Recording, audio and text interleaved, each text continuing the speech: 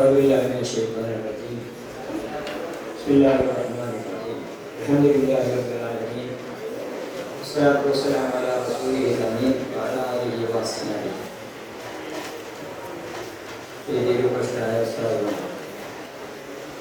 പ്രിയപ്പെട്ട വിദ്യാർത്ഥി ചോദി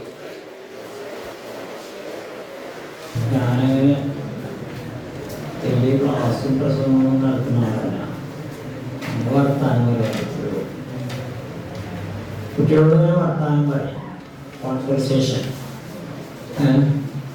അല്ലാതെ നോട്ട് ഓറേഷൻ. രണ്ടും തമ്മിലുള്ള വ്യത്യാസം എനിക്ക് മനസ്സിലായോ? പിന്നെ മലപ്പുറം ജില്ലയിലെ ഭാഷയിൽ, മലപ്പുറം ജില്ലയിലെ ഭാഷയാണ് ഏറ്റവും നല്ല ഭാഷ. സംസാരിക്കാൻ എഴുതാനല്ല, സംസാരിക്കാൻ ഏറ്റവും നല്ല ഭാഷ എന്ന് പറയാൻ കാരണം വേഗം തീരും, അധിക നേരമൊന്നും നീട്ടി വെച്ച് പറയണ്ട. മറ്റേ ഏതാനെന്നോട്ടോ എന്നൊക്കെ പറഞ്ഞു നീട്ടണ്ടേ. മലപ്പുറം ജില്ലയിലെ ഭാഷയാണ് സംസാരിക്കാൻ ഏറ്റവും എളുപ്പമുള്ള ഭാഷ. ഒരു തമാശ അയാൾക്ക് തെക്ക് ഭാഗത്തുനിന്ന് ഒരാൾ വന്നിട്ട് ഇവിടെ പെണ്ണിനെ പ്രേമിച്ചു. എന്നിട്ട് ഓളോട് പറഞ്ഞു, നീ എനിക്കെൻ്റെ ജീവന്റെ ജീവനാണ്, എൻ്റെ ഹൃദയത്തിൻ്റെ ഹൃദയമാണ്. ഇതൊന്നും പഠിച്ച കരയെ കാണാതെ, നീ എനിക്കെൻ്റെ ജീവന്റെ ജീവനാണ്, ഹൃദയത്തിന്റെ ഹൃദയമാണ്, ആത്മാവിന്റെ ആത്മാവാണ്, കരളിന്റെ കരളാണെന്നൊക്കെ പറഞ്ഞു. 10 ഇഞ്ചാണ് എല്ലാം കഴിച്ചോണ്ട് ഓള് പറഞ്ഞു ചുന്നാണ്. മതിയല്ലോ, വേറൊന്നുമില്ല. അപ്പൊ അതാണ് മലപ്പുറം ജില്ലയിലെ ഭാഷ. വളരെ പെട്ടെന്ന് പറഞ്ഞു തീർക്കാൻ പറ്റും. എഴുത്ത് ഭാഷയല്ല, സംസാര ഭാഷ. അതുകൊണ്ട് മലപ്പുറം ജില്ലയിലെ ഞാൻ മലപ്പുറം ജില്ലക്കാരനല്ല കേട്ടോ, ഞാൻ പാലക്കാട് ജില്ലക്കാരനാണ്. അതിർത്തിയിലായതുകൊണ്ട് മലപ്പുറം ജില്ലയിൽ പാലക്കാട് ജില്ല അതിർത്തിയിലാണ്. അപ്പൊ അതുകൊണ്ട് ഈ ഭാഷയെ നമുക്കിങ്ങനെ സംസാരിക്കുക കുറച്ച്. നിങ്ങളൊക്കെ ഇവിടെ പഠിക്കാൻ വേണ്ടിയിട്ട് എത്ര കൊല്ലം നിങ്ങളെ കോഴ്സ്? 8 കൊല്ലം. 8 കൊല്ലത്തെ കോഴ്സ് പഠിച്ച് തീർക്കാൻ വേണ്ടി വന്നവരാ. ചിലര് രക്ഷിതാക്കൾ കൊണ്ടുവന്നാക്കിയിട്ട് വന്നതേക്കാരം, ചിലര് സ്വമേധയാ വന്നതേക്കാരം. കെർഹണ്ടാവും തൊഴുഹണ്ടാവും കെർഹെന്ന് ഖുർആനിൽ പറഞ്ഞില്ല. തൊഴുഹ എന്ന് പറഞ്ഞാൽ സ്വമേധയാ, കെർഹൻ നിർബന്ധിതരായിട്ട്. 2000 നന്നായി. 2000 നന്നായി എന്ന് പറയാൻ കാരണം നിങ്ങൾ പഠിക്കുന്ന സിലബസിന്റെ മഹത്വം കൊണ്ട് മെച്ചം കൊണ്ടുപോകാം. അതുകൊണ്ടാണ് അങ്ങനെ തന്നെ നിങ്ങൾ മനസ്സിലാക്കണം. നിങ്ങൾ പഠിക്കുന്ന കോഴ്സ് വളരെ മെച്ചപ്പെട്ട കോഴ്സ്. നിങ്ങളൊപ്പം പഠിക്കുന്ന കുട്ടികൾക്കൊന്നും ഇല്ലാത്ത ഒരുപാട് കാര്യങ്ങൾക്ക് ഉണ്ടാവും. ഇപ്പൊ നിങ്ങൾ സ്കൂളിൽ നിന്നൊക്കെ കൂടെ പഠിച്ചിട്ട് കുറെ ചങ്ങായിമാരും രോഗിക്കാരും ഒക്കെ ഉണ്ടാവും. അവരൊക്കെ ഇങ്ങനെ കാണുമ്പോൾ ചിലപ്പോൾ നമുക്ക് തോന്നുന്നുണ്ടോ, ഓനൊക്കെ കണ്ടിങ്ങനെ അടിച്ചു പൊളിച്ച് നടക്കണേ, ഓനൊക്കെ മുടി നീട്ടിക്കിടെ എത്രങ്ങാനാണ്, ഓനൊക്കെ താടി എങ്ങനെയൊക്കെ വെച്ചിക്കണേ, എന്തൊക്കെ ചിത്ര താടിക്കൊടിയൊക്കെ ഉള്ളത്. അങ്ങനെയൊക്കെ ഒരു നിലവാരമില്ലാത്ത രീതിയിൽ ജീവിക്കുന്നതിന് കഴിച്ചാൽ തന്നെയാണ് ഒന്നാമത്തെ മെച്ചം. നമ്മൾ നമ്മുടെ നാട്ടിലുള്ള സുഹൃത്തുക്കളും രോഗിക്കാരും മനുഷ്യന്റെ ഈ ഭൂമിയിലും അപ്രദേശങ്ങളിലും വളരണം. ആ വളർച്ച 3 തരത്തിലുള്ള വളർച്ച മനുഷ്യന്റെ. 1 physical growth, 2 mental growth, 3 spiritual growth. അതിനാ വിദ്യാഭ്യാസം. Physical growth, mental growth, spiritual growth. ഈ 3 തരത്തിലുള്ള വളർച്ചയാണ് വിദ്യാഭ്യാസം കൊണ്ട് നേടുന്നത്. ഒന്നാമത് ഫിസിക്കൽ ഗ്രോത്ത്, അത് ശരീരത്തിന്റെ വളർച്ചയാണ്. അതിന് വേണ്ടത് നമുക്ക് എന്താ? കൃത്യത്തിന് ഭക്ഷണം കഴിക്കാൻ പറ്റണം, കൃത്യത്തിന് ഭക്ഷണം കഴിക്കാൻ പറ്റണം, കൃത്യത്തിന് മറ്റു വ്യായാമത്തിനൊക്കെ പറ്റണം, അസുഖം വരികയാണെങ്കിൽ കൃത്യമായി ചികിത്സ വേണം. ഇങ്ങനെയൊക്കെ ശരീരത്തെ വളർത്തലാണ് ഒന്ന്. അതിന് ഒക്കെ ഇവിടെ പറ്റും. കാരണം നിങ്ങൾക്ക് അസുഖം വന്നിട്ടുണ്ടെങ്കിൽ അപ്പോൾ ഇത് വേണ്ട, ശാരീരികമായിട്ടുള്ള അസുഖം വന്നാൽ അതിന് വേണ്ടിയുള്ള ചികിത്സാ സംവിധാനം. നിങ്ങൾക്ക് കൃത്യത്തിൽ വെളിയിലാണെങ്കിൽ എപ്പോഴേലും പോയി ചോറ് ചെയ്യാം. എപ്പോഴേലും പോയി ചോറ് കഴിച്ചിട്ടുണ്ടെങ്കിൽ ഉച്ചക്കോ വൈദ്യുതിയൊക്കെ നടന്നുകൊണ്ട് ആ നേരത്തെ ചോറ് കഴിച്ചിട്ടുണ്ടെങ്കിൽ വയറ്റിൽ ഗ്യാസ് ഉണ്ടാവും. വയറ് ശൂന്യമായാലേ, ഏത് സാധനം ശൂന്യമായിട്ടുണ്ടെങ്കിൽ അവിടെ ഗ്യാസ് നായി. ഒരു ഗ്ലാസ് നമ്മൾ ഇവിടെ വെച്ചാൽ ആ ഗ്ലാസ്സിലൊക്കെ ഗ്യാസ് ഉണ്ടാവും. ആ ഗ്യാസ് ആ വായു ഉണ്ടാവും. അതിൽ നമ്മൾ വെള്ളം പറഞ്ഞാലോ ആ വായുകൾ പോകും, ഒരു വെള്ളം അവിടെ പോയി ചെയ്യും. അതേപോലെ നമ്മുടെ വയറ്റിന് കൃത്യസമയത്ത് ഭക്ഷണം കിട്ടിയിട്ടില്ലെങ്കിൽ, ഓർഡറിൽ ഭക്ഷണം കഴിച്ചിട്ടില്ലെങ്കിൽ വയറ്റിലൊക്കെ ഗ്യാസ് നിറയും. ഗ്യാസ് ട്രബിൾ കാരണം ഉണ്ടായാൽ പിന്നെ പോകില്ല, പിന്നെ അതങ്ങനെ കേട്ടിക്കൊണ്ട് നടക്കേണ്ടി വരും അങ്ങനെ. അപ്പോൾ നമ്മുടെ ശരീരത്തിന്റെ വളർച്ചയ്ക്ക് ഏറ്റവും പ്രധാനമാണല്ലോ ആരോഗ്യ സുരക്ഷ.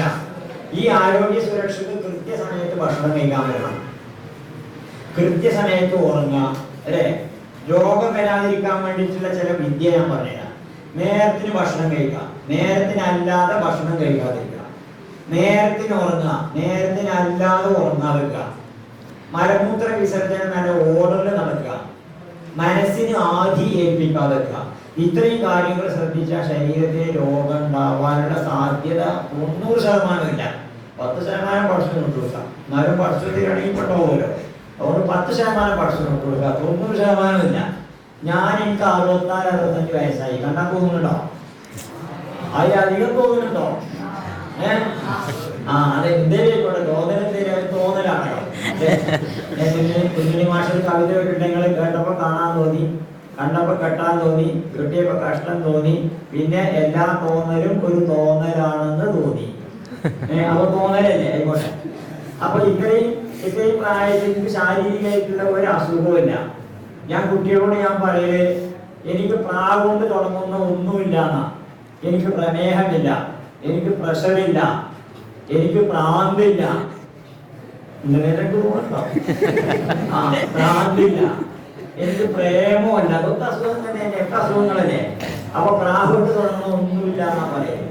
അപ്പോ ഏത് കാരണം എന്താന്ന് വെച്ചാൽ ഇതാ, ഞാനൊരു ചിട്ടയിലാണ് ജീവിക്കുന്നത്, ആ ചിട്ട ലംഘിക്കാറില്ല. അപ്പൊ അതുകൊണ്ട് നിങ്ങൾക്ക് ശാരീരികമായിട്ടുള്ള വളർച്ച, ആ വളർച്ചയ്ക്ക് ഏറ്റവും പ്രധാനമാണ് ഭക്ഷണത്തിലെ ക്രമം, ഉറക്കത്തിലെ ക്രമം. ഇതൊക്കെ നടക്കണമെങ്കിൽ ഈ കലാലയത്തിൽ വേണം. പേരിന്നാണെങ്കിൽ ഇനി വാപ്പി അങ്ങനെ നിർബന്ധിക്കൂല, നിർബന്ധിച്ചാലും നിങ്ങൾ ഇങ്ങോട്ട് കിട്ടൂല. പക്ഷെ വിദ്യാഭ്യാസ സ്ഥാപനത്തിലാവുമ്പോൾ അങ്ങനെയല്ല. നിങ്ങളുടെ ഭക്ഷണത്തിന് ഓർഡർ ഉണ്ടാവും, നിങ്ങളുടെ ഉറക്കത്തിന് ഓർഡർ ഉണ്ടാവും, നിങ്ങളുടെ വ്യായാമത്തിന് ഓർഡർ ഉണ്ടാവും, നിങ്ങളുടെ കളിക്ക് ഓർഡർ ഉണ്ടാവും, ഒക്കെ ഓർഡർ ഉണ്ടാവും, ക്രമം ഉണ്ടാവും. അപ്പൊ ഈ ക്രമാനുസൃതമായിട്ടുള്ള വളർച്ചയാണ് ശരീരത്തിന് വേണ്ടത്. അപ്പോൾ ശാരീരികമായിട്ടുള്ള വളർച്ചയാണ് മനുഷ്യന്റെ ഒരു വളർച്ച, ശരീരത്തിന്റെ വളർച്ചയാണ്. അത് പ്രധാനമാണ്. ചിലർക്ക് പിന്നെ കായികമായിട്ടുള്ള ചില കൂടുതൽ കഴിവുകളുണ്ടാവും, ആ കഴിവുകളൊക്കെ വികസിപ്പിക്കാൻ പറ്റും. ചിലർക്ക് ഓടാൻ പറ്റും, ഓട്ട മത്സരത്തില്, ചാട്ട മത്സരത്തില്, നടത്ത മത്സരത്തില്, ഇർഫാനൊക്കെ പോയിങ്ങാണ്ട് ലണ്ടനിലൊക്കെ പോയിങ്ങാണ്ട് നടന്ന് സമ്മാനം നേടിയില്ലേ. അപ്പൊ അങ്ങനത്തെ ഉണ്ട്. അപ്പൊ ശരീരത്തെ ഉഷ ഉണ്ടല്ലോ, ഉഷ ആണുങ്ങൾക്ക് പറഞ്ഞാൽ ഇതൊക്കെ കേട്ടോ, പെണ്ണുങ്ങൾക്ക് പറഞ്ഞല്ല. അവരോട് വിചാരത്തൊക്കെ പെണ്ണുങ്ങൾക്ക് പറ്റുന്ന, പെണ്ണുങ്ങൾക്ക് പറ്റൂല.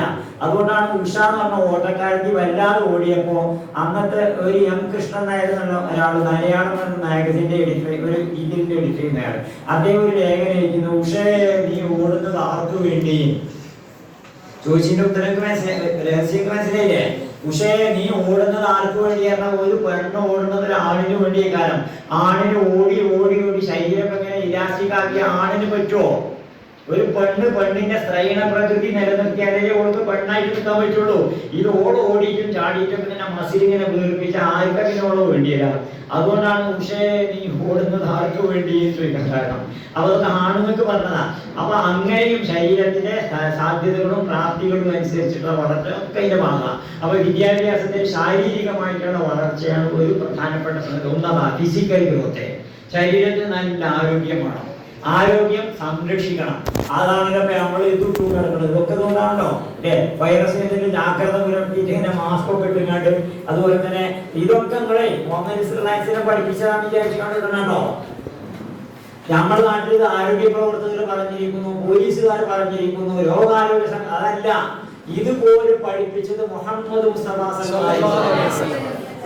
ചെയ്യാൻ കഴിയുന്ന സമയത്ത് നമ്മൾ സ്വീകരിക്കുന്ന ഒന്ന് നമ്മൾ ലോക്ക്ഡൌൺ ഏർപ്പെടുത്തും. ആര് പഠിപ്പിച്ചതാ? മുഹമ്മദ് സല്ലല്ലാഹു അലൈഹി വസല്ലം പഠിപ്പിച്ചതാ. ഇതാ സമയത്തും താഊന ബിഅർളിൻ ഫലാ തദ്ഖുലുഹാ വഇദാ വഖഅ ബിഅർളിൻ വഅൻതും ഫീഹാ ഫലാ തഖ്റുജു മിൻഹാ. നിങ്ങൾ ഒരു സ്ഥലത്തിരിക്കെ അവിടെ പകർച്ചവ്യാധി ഉണ്ട് എന്നറിഞ്ഞാൽ അവിടുന്ന് വേറെ എവിടേക്കും പോകരുത്. നിങ്ങൾ ഒരു സ്ഥലത്ത് പകർച്ചവ്യാധി ഉണ്ടെന്ന് കേട്ടാൽ നിങ്ങൾ അങ്ങോട്ട് പോകരുത്. ഏതൊരു ലോക്ക്ഡൌൺ ഇത് രോഗാരോഗ്യ സംഘടന പഠിപ്പിച്ചതോ പിണറായി വിജയൻ പഠിപ്പിച്ചതോ പോലീസുകാർ പഠിപ്പിച്ചതോ നമ്മുടെ ആരോഗ്യ പ്രവർത്തകർ പഠിപ്പിച്ചതോ ആയിട്ടല്ല നമ്മൾ കാണേണ്ടത്. നമ്മള് മുഹമ്മദ് മുസ്തഫ സല്ലല്ലാഹു അലൈഹി വസല്ലം. ഒന്ന്, നമ്മൾ മാസ്ക് ധരിക്കും. മാസ്ക് ധരിക്കുന്നുണ്ടോ? ആര് പഠിപ്പിച്ചതാ? കാന റസൂലുള്ളാഹി സ്വല്ലല്ലാഹു അലൈഹി വസല്ലം ഇദാ അതസ യുവത്തി വജ്ഹഹു ബിസൗബിൻ. റസൂലുള്ളാഹി സ്വല്ലല്ലാഹു അലൈഹി വസല്ലം തുമ്പാണെങ്കിൽ വസ്ത്രം കൊണ്ട് മുഖം മൂടുമായിരുന്നു. എന്തിന്? നമ്മൾ തുമ്പണ സമയത്ത് പുറത്തേക്ക് വൈറസാ പോണത്. ആ വൈറസ് വേറുള്ളവർക്ക് ഏൽക്കാതൊക്കെ വേണ്ടി, നമ്മക്കല്ലേ, നമ്മൾ പുറത്ത് വിടുക ചെയ്തത്. അപ്പൊ നമ്മുടെ ശരീരത്തിൽ നിന്ന് മറ്റുള്ളവരിലേക്ക് വൈറസ് പകരാതിരിക്കാൻ വേണ്ടി റസൂലുള്ളാഹി സ്വല്ലല്ലാഹു അലൈഹി വസല്ലം യുവത്തി വജ്ഹഹു ബിസൗബിൻ, ഒരു വസ്ത്രം കൊണ്ട് മുഖം മൂടുമായിരുന്നു. പിന്നെ രണ്ടാമത്തത് മാസ്ക് ധരിക്കല്. മൂന്നാമത്തത് പിന്നെന്താ സാനിറ്റൈസർ പറഞ്ഞു. സാനിറ്റൈസറൊക്കെ അടക്കട്ടെ, അതൊക്കെ പിന്നല്ലേ. മൂന്നാമത്തത് എന്താണ്? അകലം പാലിക്കലല്ലേ? ഡിസ്റ്റൻസ്, ടു കീപ് ഡിസ്റ്റൻസ് അല്ലേ? ആ ഡിസ്റ്റൻസ് കീപ്പ് ചെയ്യുക, അകലം പാലിക്കുക. സാമൂഹിക അകലം എന്ന് പറയുന്നത് ശരിയല്ല, ഇൻഡിവിജ്വൽ ഡിസ്റ്റൻസ് ആണ്, അല്ലാതെ സോഷ്യൽ ഡിസ്റ്റൻസ് എന്ന് എല്ലാവരും പറയുന്നത്. ആയിക്കോട്ടെ, പറയണത് പറഞ്ഞോട്ടെ. ഏതായാലും നമ്മൾ സാമൂഹിക അകലം പാലിക്കണമല്ലോ. ഇത് നോക്കിയതാ, ഒരു കുഷ്ഠരോഗിയെ കണ്ടാൽ ആ കുഷ്ഠരോഗിയിൽ നിന്ന് നിങ്ങൾ സിംഹത്തിൽ നിന്ന് അകലും പോരാകുന്നു നിൽക്കുക. ഇത് കുഷ്ഠരോഗിയെ അവഗണിക്കാനോ തള്ളാനോ നിസ്സഹായനാക്കാനോ അല്ല. ഈ രോഗനോ ഡിസ്റ്റൻസ് കീപ്പ് ചെയ്യാൻ മുഹമ്മദ് മുസ്തഫ സല്ലല്ലാഹു അലൈഹി വസല്ലം പഠിപ്പിച്ചു. സാമൂഹിക അകലം പാലിക്കാൻ ലോകങ്ങളെ ഏർപ്പെടുത്താൻ മുഹമ്മദ് സല്ലല്ലാഹു അലൈഹി വസല്ലം പഠിപ്പിച്ചു. ഇത് റസൂലുള്ളാഹി സ്വല്ലല്ലാഹു അലൈഹി വസല്ലം പഠിപ്പിച്ചതാണ് എന്നുള്ള നിലക്ക് നമ്മൾ അനുസരിക്കുമ്പോൾ ഒരുപാട് ഗുണമുണ്ട്. പോലീസുകാരെ കാണുമ്പോൾ അനുസരിക്കുന്ന ആ ഗുണം ഉണ്ടാവില്ല. നമ്മളൊക്കെ എന്താ ചേമാന്മാരുണ്ടാവില്ല, വേഗട്ടോ മാസ്ക് എന്ന് പറയാം. അതല്ല, റസൂൽ സല്ലല്ലാഹു അലൈഹി വസല്ലം നമ്മളെ രക്ഷിതാക്കൾക്കും നാട്ടിലും ഒക്കെ നമ്മൾ പറഞ്ഞു കൊടുക്കണതൊന്നും നിങ്ങൾ പഠിപ്പിച്ചതല്ല, ഞങ്ങളെ നബിയാണ് പഠിപ്പിച്ചിരിക്കണേ. അപ്പോൾ റസൂലുള്ളാഹി സ്വല്ലല്ലാഹു അലൈഹി വസല്ലം പഠിപ്പിച്ചതാണെങ്കിൽ നമ്മൾ ചെയ്യുമ്പോൾ എന്തുണ്ടാവും? നമ്മൾ ആത്മാർത്ഥമായിട്ട് ചെയ്യും. പോലീസ് ഉണ്ടോന്നും ഇല്ലേ നോക്കിയില്ല, ആത്മാർത്ഥം ചെയ്യും. 1 2 ലോകത്ത് നമുക്ക് വെച്ചാകാനും പറ്റും. 3 റസൂലുള്ളാഹി സ്വല്ലല്ലാഹു അലൈഹി വസല്ലമയുടെ സുന്നത്താന്ന് പറയുന്നത് ആഖിറന് കൂലി കിട്ടും. അതിന് ഈ നിയത്തോടുകൂടി ചെയ്യണം. മാസ്ക് ധരിക്കുന്നത് പടച്ചോ വരണ്ടോന്ന് കൂലി വരും. റസൂലുള്ളാഹിന്റെ സുന്നത്താന്ന് പറയുന്നത് ചെയ്യുമ്പോൾ. അപ്പൊ ഞാൻ പറഞ്ഞു എന്താന്ന് വെച്ചാൽ നമ്മുടെ ശരീരത്തിന്റെ കാര്യങ്ങൾ ശ്രദ്ധിക്കാൻ ഇസ്ലാമിൽ പഠിപ്പിച്ചിട്ടില്ല എന്ന് ആരും വിചാരിക്കരുത്. അൽ ഖൽബു സലീമു ഫിൽ ജിസ്മി സലീമി അല്ലേ? ആരോഗ്യമുള്ള ഹൃദയം, ആരോഗ്യമുള്ള മനസ്സ്, അതൊക്കെ ഉണ്ടാവുക ആരോഗ്യമുള്ള ശരീരത്തിലാണ്. അപ്പൊ നമ്മുടെ ശാരീരികമായിട്ടുള്ള ആരോഗ്യം ദുർബലനായ മുഅ്മിനേക്കാൾ ഏറ്റവും ശ്രേഷ്ഠൻ ശക്തനായ മുഅ്മിനാണെന്ന്. അപ്പോൾ നമ്മുടെ ശരീരത്തിന്റെ ശക്തി, ആരോഗ്യം, ദൃഢത, ഇതൊക്കെ നമ്മുടെ ദീനിന്റെ തന്നെ ഭാഗമായിട്ട് നമ്മൾ മനസ്സിലാക്കണം. അങ്ങനെ സമഗ്രമായിട്ട് മനസ്സിലാക്കരുത്. അപ്പൊ വിദ്യാഭ്യാസത്തിന്റെ ഒരു ലക്ഷ്യം ഫിസിക്കൽ ഗ്രോത്ത് ആണ്, ശരീരത്തിന്റെ വളർച്ച. അതിന് ഈ സ്ഥാപനത്തിന്റെ മേൽനോട്ടം, ഇവിടെ തന്നിട്ടുള്ള ടൈം ടേബിള്, അതുപോലെ തന്നെ ഇവിടുത്തെ സിലബസ്, ഈ ക്രമത്തിൽ ചെയ്യുമ്പോൾ നിങ്ങൾക്ക് ഫിസിക്കൽ ഗ്രോത്തും ഉണ്ടാവും. 1 അത് പുറത്തൊന്നും ഉണ്ടാവില്ല. പുറത്തു പോയാൽ നമ്മളൊരു അലഞ്ഞ ജീവിതേക്കാണ്. ഈ സ്ഥാപനത്തിൽ അല്ലെങ്കിൽ ഇവിടുത്തെ ഷിഫ്റ്റിംഗ് വ്യവസ്ഥയൊക്കെ അനുസരിച്ചല്ല ജീവിക്കണം വെച്ചാൽ നമ്മൾ വീട്ടിൽ പോയാൽ തോന്നുമ്പോ ഉറങ്ങും, തോന്നുമ്പോ നീച്ചും, തോന്നുമ്പോ തിന്നും, നേരത്തിന് തിന്നൂല്ല എന്ന് ഉമ്മ പറയുന്നൊക്കെ ഉണ്ടാവും. പക്ഷെ അതുകൊണ്ടൊന്നും കാര്യം ഉണ്ടാവില്ല. നേരത്തിന് തിന്നൂല്ല, കുടിച്ചില്ല, ഉറങ്ങൂല, അതുകൊണ്ടൊന്നും കാര്യമുണ്ടാവും. പക്ഷെ ഇത് ചിട്ടയിൽ ശീലിപ്പിക്കുകയാണ് ഇവിടെ ചെയ്യുന്നത്. അതുകൊണ്ട് നമ്മുടെ ഫിസിക്കൽ ഗ്രോത്തിന് ഏറ്റവും പ്രധാനപ്പെട്ടതാണ് ഇവിടുത്തെ വിദ്യാഭ്യാസം. 1. രണ്ടാമത്തത് മെന്റൽ ഗ്രോത്ത്. ഒരുപാട് സമയമില്ലാത്തതുകൊണ്ടാണ് ഞാൻ ചുരുക്കി പറയുന്നത്. മെന്റൽ ഗ്രോത്ത് പറഞ്ഞാൽ മാനസികമായിട്ടുള്ള വളർച്ച. മാനസികമായിട്ടുള്ള വളർച്ച എന്താ? നമ്മുടെ മനസ്സിൽ പലതും ഉണ്ടാവും. ഈ മനസ്സിൽ പലതും ഉണ്ടാവുമ്പോൾ അത് ഇന്നതൊക്കെ നമ്മുടെ മനസ്സിൽ ഉണ്ട് എന്ന് നമ്മൾക്ക് നേതൃത്വം നൽകി, നമുക്ക് ശ്രദ്ധ നൽകി, നമുക്ക് ശിക്ഷണം നൽകി വളർത്താൻ ആളുണ്ടാവുമ്പോഴേ പലതും വളരുള്ളൂ. ഉദാഹരണമാണ് കവിത എഴുത്ത്. ചില ആൾക്കാർക്ക് കവിത്വം ഉണ്ടാവും ഉള്ളില്, പക്ഷെ ആ കവിത്വം സഹജമായിരിക്കും. സഹജമായിട്ട് നല്ല കഴിവുള്ള ആൾക്കാർക്ക് പിന്നെ നേതൃത്വം കൊടുക്കണ്ട, അത് ഫ്ലോ ചെയ്യും, ഓവർഫ്ലോ ചെയ്തോളും. അപ്പൊ ഓവർഫ്ലോ ചെയ്യുന്ന നമ്മൾ പ്രത്യക്ഷത്തിൽ അങ്ങോട്ട് വരും, കവിതയ്ക്കാണ് വരും. അത്തരത്തിലുള്ള ആൾക്കാരുണ്ടാവും. വേറെ ചില ആൾക്കാർക്ക് അങ്ങനെയല്ല, ഓവർഫ്ലോ ചെയ്യുന്നില്ല, നമ്മൾ വളർത്തി കൊണ്ടുവരണം. ഉദാഹരണം പറഞ്ഞാല് ഈ ഞാനൊക്കെ ഒരു പേർഷ്യന്റെ രാജാവുണ്ട്. ആ രാജാവിന് കവിത എഴുതാൻ വല്ലാത്ത കൂടി. മുമ്പ് നേരം കൊടുത്ത് പെന്നും കടലാസ് എടുത്തിട്ട് അവിടെ ഇരിക്കലുണ്ട്. ഇരുന്ന് കവിത വരണ്ടേ. അവസാനം മുമ്പിൽ ഇരുന്ന് കുറെ നേരമായിട്ട് അവസാനം ഒരു 1/2 വരി വന്നു.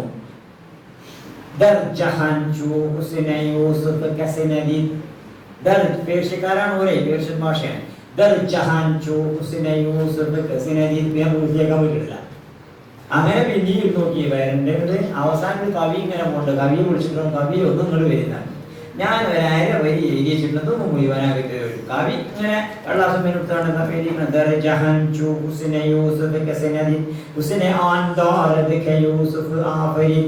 കണ്ടില്ല ഞാനിങ്ങു ലോകത്തിലെങ്ങുമേ യൂസുഫിൻ സൗന്ദര്യം പോലതൊന്ന് കാണില്ല പക്ഷയൊന്നോർക്കണം യൂസഫിൻ സൃഷ്ടാവിൻ സൗന്ദര്യം എത്രയെന്ന് എന്നതിനർത്ഥം ദർജഹൻ ചൂ ഹുസ്നെ യൂസഫ് കസിനദി ഹുസ്നെ ആൻദാരദിക യൂസഫ് ആഫരി കണ്ടില്ല ഞാനിങ്ങു ലോകത്തിലെങ്ങുമേ യൂസഫിൻ സൗന്ദര്യം പോലതൊന്ന് കാണില്ല പക്ഷയൊന്നോർക്കണം യൂസഫിൻ സൃഷ്ടാവിൻ സൗന്ദര്യം എത്രയെന്ന്.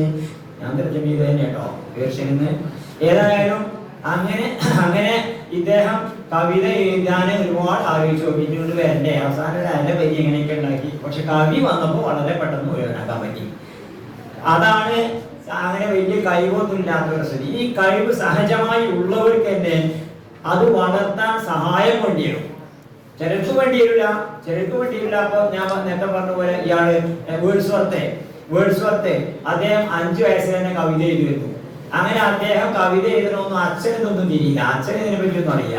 അപ്പൊ അച്ഛൻ എന്ത് ചെയ്തു വെച്ചാൽ നോട്ട് പുസ്തകം വാങ്ങിക്കൊടുത്ത ഒരാഴ്ചക്ക് തയ്യില്ല. അപ്പോൾ കയ്യിൽ നിറച്ച് എഴുതിയിട്ടുണ്ടാവും. അപ്പൊ അച്ഛന്റെ വിചാരം അതൊക്കെ കുട്ടിയാക്കി കാണാം. കവിതയെ പറ്റി മൂപ്പർക്ക് അറിയാം.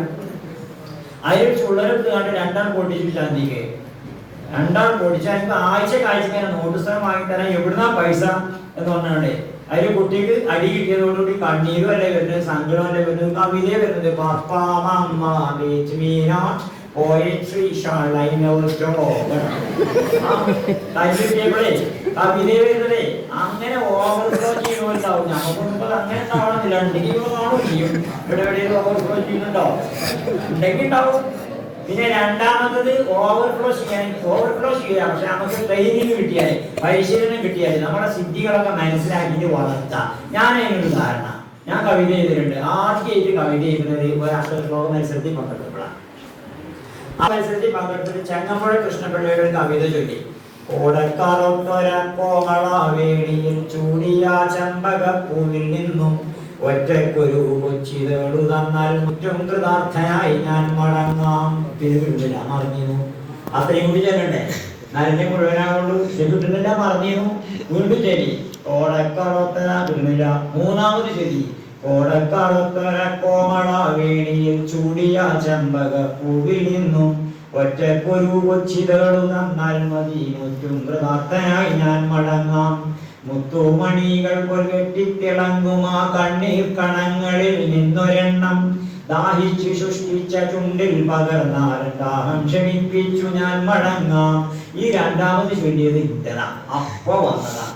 ഇത് ചങ്ങമ്പുഴ കൃഷ്ണപിള്ളയുടെ കവിതയുടെ തുടർച്ചയാണെന്ന് തെറ്റിദ്ധരിച്ച് ജഡ്ജസ് മാർക്ക് കൊണ്ടു എനിക്ക് സമ്മാനവും കിട്ടും. എന്നെ സംഭവിച്ചത് എന്റെ ഉള്ളിൽ കവിത്വത്തിന്റെ ചെറിയൊരു കുത്തൊക്കെ ഉള്ളതുകൊണ്ട് എനിക്ക് വരുമൊന്നുമില്ല. അപ്പൊ ഞാൻ ഇടങ്ങാറായി. പൗരി കിട്ടുന്നില്ലല്ലോ. ഇടങ്ങാറായപ്പോ എന്റെ മനസ്സിലൂടെ തപ്പി തെരഞ്ഞു നോക്കിയപ്പോ ഇവിടെ വന്നു. അപ്പൊ ഇങ്ങനെ നമ്മുടെ ഉള്ളിൽ കിടക്കുന്നുണ്ടാവും. പക്ഷെ ഇത് വരാൻ പണി എടുക്കണം. ആ പണി നിങ്ങളെ കുഴിയിൽ ആരെടുക്കാം? പണി പെരിയിലാവുമ്പോ ഉമ്മി എടുക്കൂല, വാപ്പി എടുക്കൂല, ചങ്ങായിമാരും എടുക്കൂല, ആരും എടുക്കൂല. പക്ഷെ ഇവിടെ ആവുമ്പോഴോ ഇവിടെ അധ്യാപകരുടെ മേൽത്തോട്ടുണ്ടാവും. ഓരോ കുട്ടിയെ കാണുമ്പോൾ അവന് ഇതിന്റെ കഴിവുണ്ടെന്ന് മനസ്സിലാക്കും. എന്നിട്ട് അത് വികസിപ്പിക്കാനും വളർത്താനും ഒക്കെ ഉള്ള സൗകര്യം ചെയ്തു തരും. അതിനു വേണ്ട പിന്നെ പരിപാടികൾ സംഘടിപ്പിക്കും. അതിനു വേണ്ട മാസികകളും മറ്റൊക്കെ അങ്ങനെ ഉണ്ടാവും. ഇതൊക്കെ ഉണ്ടാവും. അപ്പോഴത് വളരുക. അപ്പൊ നിങ്ങളുടെ കൂട്ടത്തില് രണ്ടാമത് പിന്നെ എങ്ങനെ എഴുതി തുടങ്ങി? നിങ്ങൾക്ക് കവിതയൊക്കെ വരാൻ വേണ്ടി ഞാൻ ഉദാഹരണം പറഞ്ഞുതരാം. ഞാനൊരിക്കൽ എന്റെ ഒരു കവിതാ സമാഹാരം പ്രസിദ്ധീകരിച്ചിട്ടുണ്ട്. ഷിമ്മീനായിന്റെ പേര്. അതില് പിന്നെ ഒന്നാമത്തെ കവിത ഷിമ്മിയ. അപ്പൊ അത് ഉണ്ടാകുന്നത് എങ്ങനെയാ വെച്ചാൽ, ഞാൻ എന്റെ പെങ്ങള് മണ്ണാർക്കാട് കോളേജില് PDCക്ക് പഠിക്കാം. PDCക്ക് പഠിച്ചുകൊണ്ടിരിക്കുന്ന സമയത്ത് നമ്മുടെ വീടൊന്ന് ഇലക്ട്രിഫൈ ചെയ്തിട്ടുണ്ടായിരുന്നില്ല. കാരണം ചെറിയ വീട് ഇപ്പോഴും ചെറുത് തന്നെയാണ്. ഏതായാലും കറണ്ടൊന്നുമില്ല. അങ്ങനെ പെങ്ങള് ഇങ്ങനെ ഷിമ്മിയൊന്നും കത്തിച്ചാണ്ടിരുന്നാണ് പരീക്ഷയ്ക്ക് പഠിക്കണം. അതിൽ കാറ്റടിച്ചുമ്പോ വളർത്തം വീടും.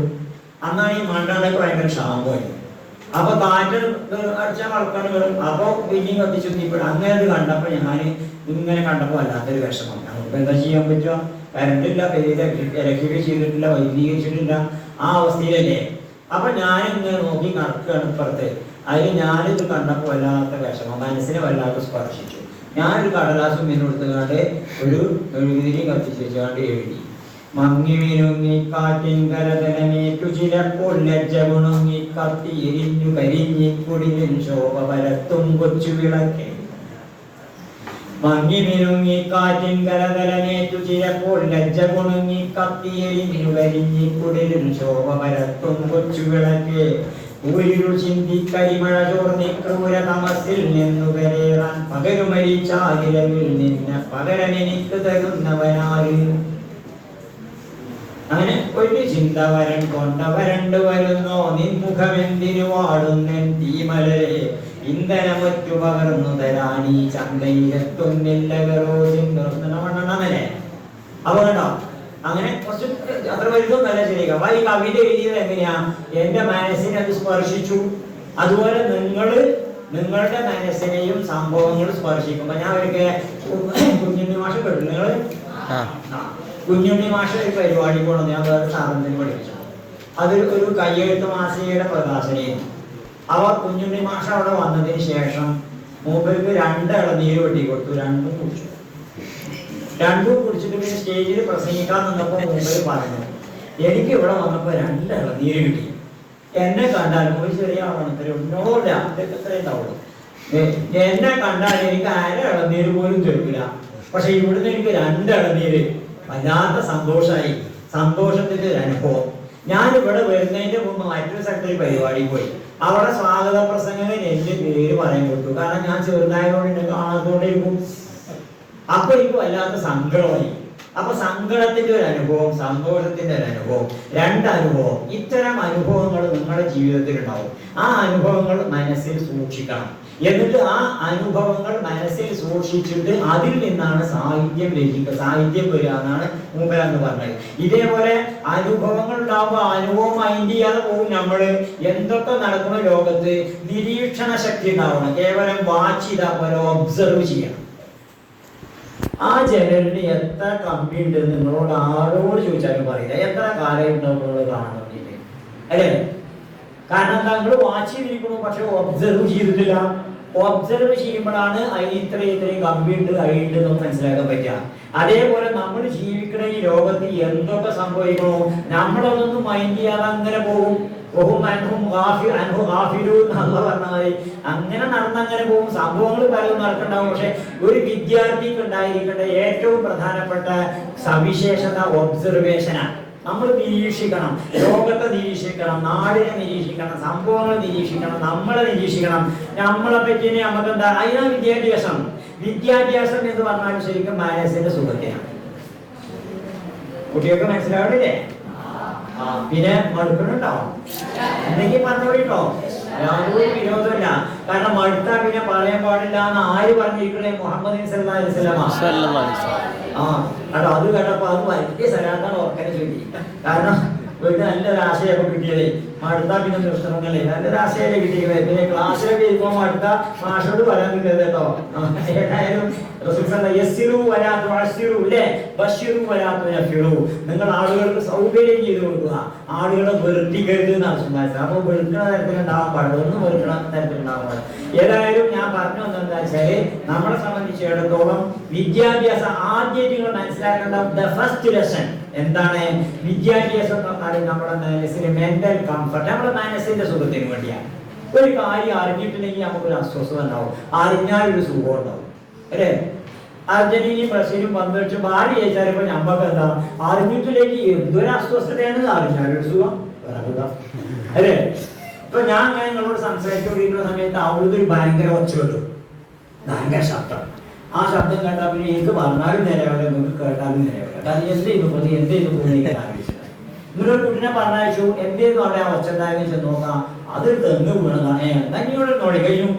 ആ തെങ്ങ് വീണതാണ് അറിയേണ്ടി വരെ ആ ശബ്ദം എന്തായിരുന്നു എന്നുള്ളതിനെ പറ്റി നമ്മൾ അസ്വസ്ഥരാണ്. അറിഞ്ഞപ്പോ നമുക്കൊരു സുഖം. അപ്പൊ ഈ ലോകത്തുള്ള എല്ലാ കാര്യങ്ങളും അറിയാനുള്ള ആകാംക്ഷ, ത്വര, പിപാസ അതുണ്ടാവും. അതാണ് ഒരു വിദ്യാർത്ഥിക്ക് ഒന്നാമതായിട്ട് വേണ്ടത്. പ്ലാറ്റോ പ്ലാറ്റോ എന്ന് പറഞ്ഞ വലിയ ചിന്തകരുണ്ടായിരുന്നു. എവിടെ പറഞ്ഞൂടെ? എവിടെ?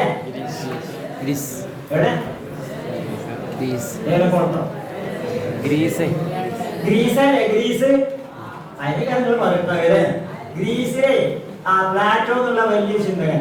അദ്ദേഹത്തിന്റെ അടുക്കല് അദ്ദേഹത്തിന്റെ വിദ്യാഭ്യാസ സ്ഥാപനങ്ങൾ അഡ്മിഷൻ കിട്ടണമെങ്കിൽ ഒരു പരീക്ഷ ഉണ്ട്. പരീക്ഷ കാര്യങ്ങള് എഴുത്തു പരീക്ഷ, ചോദ്യ പരീക്ഷ വരാം. ഒരു തണുപ്പുള്ള റൂമിലേക്ക് ഫ്രീസ് വളരെ ശീതീകരിച്ച ഒരു റൂമിന്റെ ഉള്ളിൽ കടത്തിയുള്ളൂ. നേരം കൊടുക്കോളം അതിൻ്റെ ഉള്ളിൽ ഇരിക്കണം.